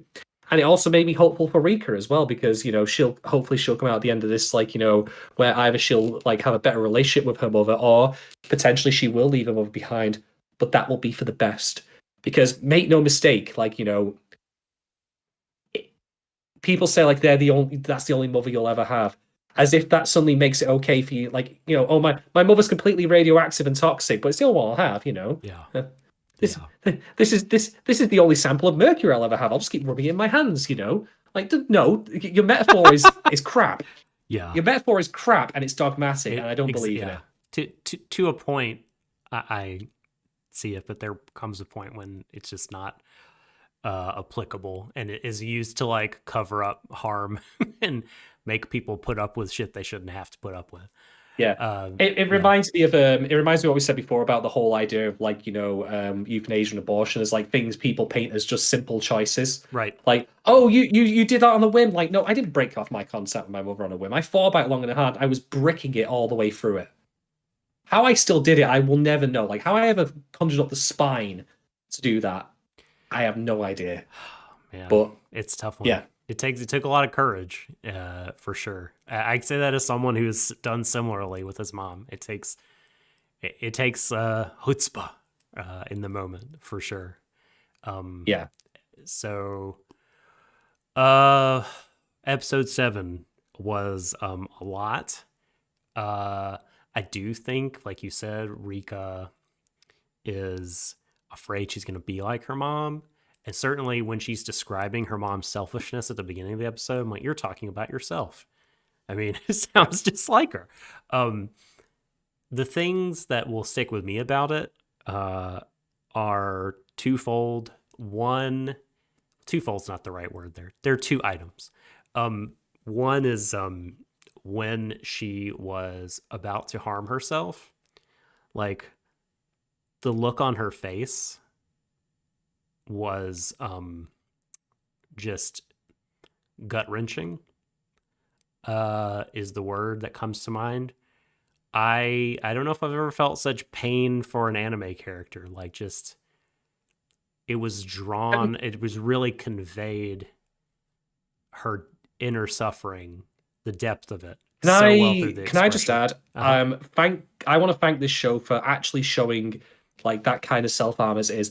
Like we talked about this before when we saw the scars on her arm previously, but I want to reiterate again, like whatever else I say about this show, at least it showed it. It didn't try and carp it over. There wasn't any like scenes of like Rika like longingly looking around, like saying I've hurt myself, and then you lent it. No, it literally showed it for us. Sometimes things need to be displayed as they are. And the fact that she nearly did it there and then, which by the way, I want to note, while that scene's happening, we still hear the stuff from the bar. So that's part, like, that is meant to draw a connection with why she's doing it, because she sees all of this, like, oh, my mother cares more about her patrons than me, like what that kind of thing. And there's something I want to also add on as well about what happens with Rika, where she says that she will still probably continue. This is the impression I got, that she will still continue to self harm. But she does it for the reasons of like, reminding herself that she's alive and stuff like that. I think that's what she said. I could be wrong, but there was something that I remember seeing once in the UK where someone was talking, I think it was some mental health professional, they were talking about the idea of self-harm, not necessarily being specifically that you cut your wrists, but more that you commit a harmful action. So what this person was doing with a patient of theirs was they were giving them ice cubes to hold, which was a substitute action. Mm-hmm. So it wasn't scarring them, it wasn't causing them to bleed. It was still, of course, painless, like ice cubes, if it's really freezing cold. But like, I think that the core thing I took away from that was that there is a core feeling behind self-harm of like, it's not like the specificity of the action is not necessarily what's the most important thing. That's what we need to be clear on here. But I still applaud the show for like, yes, this is exactly what it is, and we're not going to shy away from it. We're not going to hide it. We're not going to, try and hint at it with clever editing or clever storyboarding. Sometimes, like you said, like sometimes, as we've said, like subtlety is for cowards. And as much as I joke and say that, like, in the way I do, when it comes to dealing with self-harm and suicidal ideation, as we see a lot in this show, I am very glad that when the show wants to be, and it often is this, it is honest and it is upfront and it does not sugarcoat a single part of it. That I think is incredibly good on the show's part. And again, much as I said, like about my own personal experience, like if it gets to the end of the show and it just completely and utterly falls apart and everyone thinks it's crap, I'll at least admire it for being honest and upfront about this. Mm-hmm. Yeah, I mean, I think the other thing, like you were talking about, that stuck with me is the ending. And the first time I watched it, I was kind of put off by it. I was like, is this like endorsing self-harm? Or are we not, like, what's going on here with this? But like on the second viewing and some reflection, I actually really like it as, again, I talked about this at the very beginning of the show, but as like a piece of art depicting like just these real authentic feelings at a moment in time in someone's life, and not just seeing them as like, well, this is just something to get through. This is the unimportant stuff on the way to being this good kind of person. It's like, just some real acknowledgement of the pain and the difficulty of winning these really small victories. Like, like it was interesting that like the cult person was like, damn, like you killed my sensei, like, but you're also weak, like you don't have it together. So like, why did you do that? Like, and I think the point that Rika made was that like, it's not like, this is not about finding salvation in someone else. That, making decisions for yourself, like to live and to like at least like move towards something good and healthy, self-servitude on your own. I mean, certainly like she has a support system and be that her friends or Manon, who like I love that like she was saved by just a big dumb moment like that. Like it was not anything. Did you enjoy Did you enjoy what I think was a Gamera reference? I by did. The way? The flying saucer bit. I loved it. Yeah. That was such a coolly animated part. But like it wasn't anything like a grand speech or whatever. And I've referenced before the Walker Percy story where someone got saved, not saved like in the religious sense, but like they had achieved like this kind of abstract salvation we're talking about. I don't know, because they got hungry. And not of any like platitudes or whatever like that. But like yeah, I love that. And I love that like the end, Rika is honest with herself and admits like that she might harm herself again. She's under no delusions of that like everything, it's all over now, I'm totally good, you know what I mean? But she does want to not give up. She does want to keep moving forward, whether she's weak or not. And she has decided that, she's got reasons to do it. And it felt really real, and it felt it didn't feel too tidy. And I loved it for that. I really liked the end of this episode. Speaking of the end, Shadon, you might have to finish off again this week solo, because the time has come. I must away. And I know that there's a lot still to say on episode number 10, among other things. So do you want to finish solo today? Do you want to like pick this up another day next week? How do you want to do this? Do you want to finish it as bonus content for the patrons? What do you want to do? Well, here's the thing, right? We need to discuss episode 10. We have to. Okay. And I think we need to discuss it as a pair.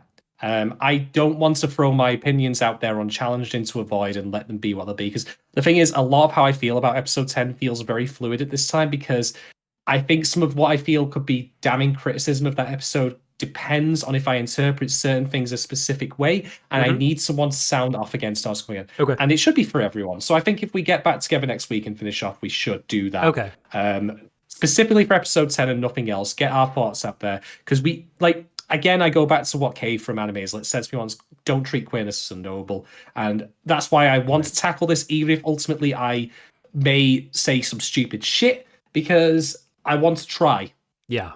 And I certainly can think of some things, like I've said about the fact that Kaoru seems almost disposable, in the sense, again, of a trans character being sacrificed for the purpose of a potentially cis character. And this is where this is where I need someone to sound this up against comes in, but we'll save that.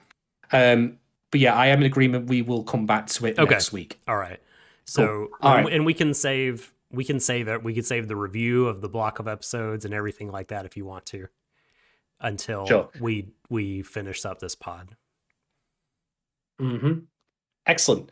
All right, then. Well, in that case, we'll wrap up here. We will, of course, be back next week. Please keep an eye out on our Twitter for the follow-up. I'm going to very quickly plug that you firstly check out the ANN reviews from Vestnet on this show, because they are phenomenal. They are informative. I would very highly recommend you check those out.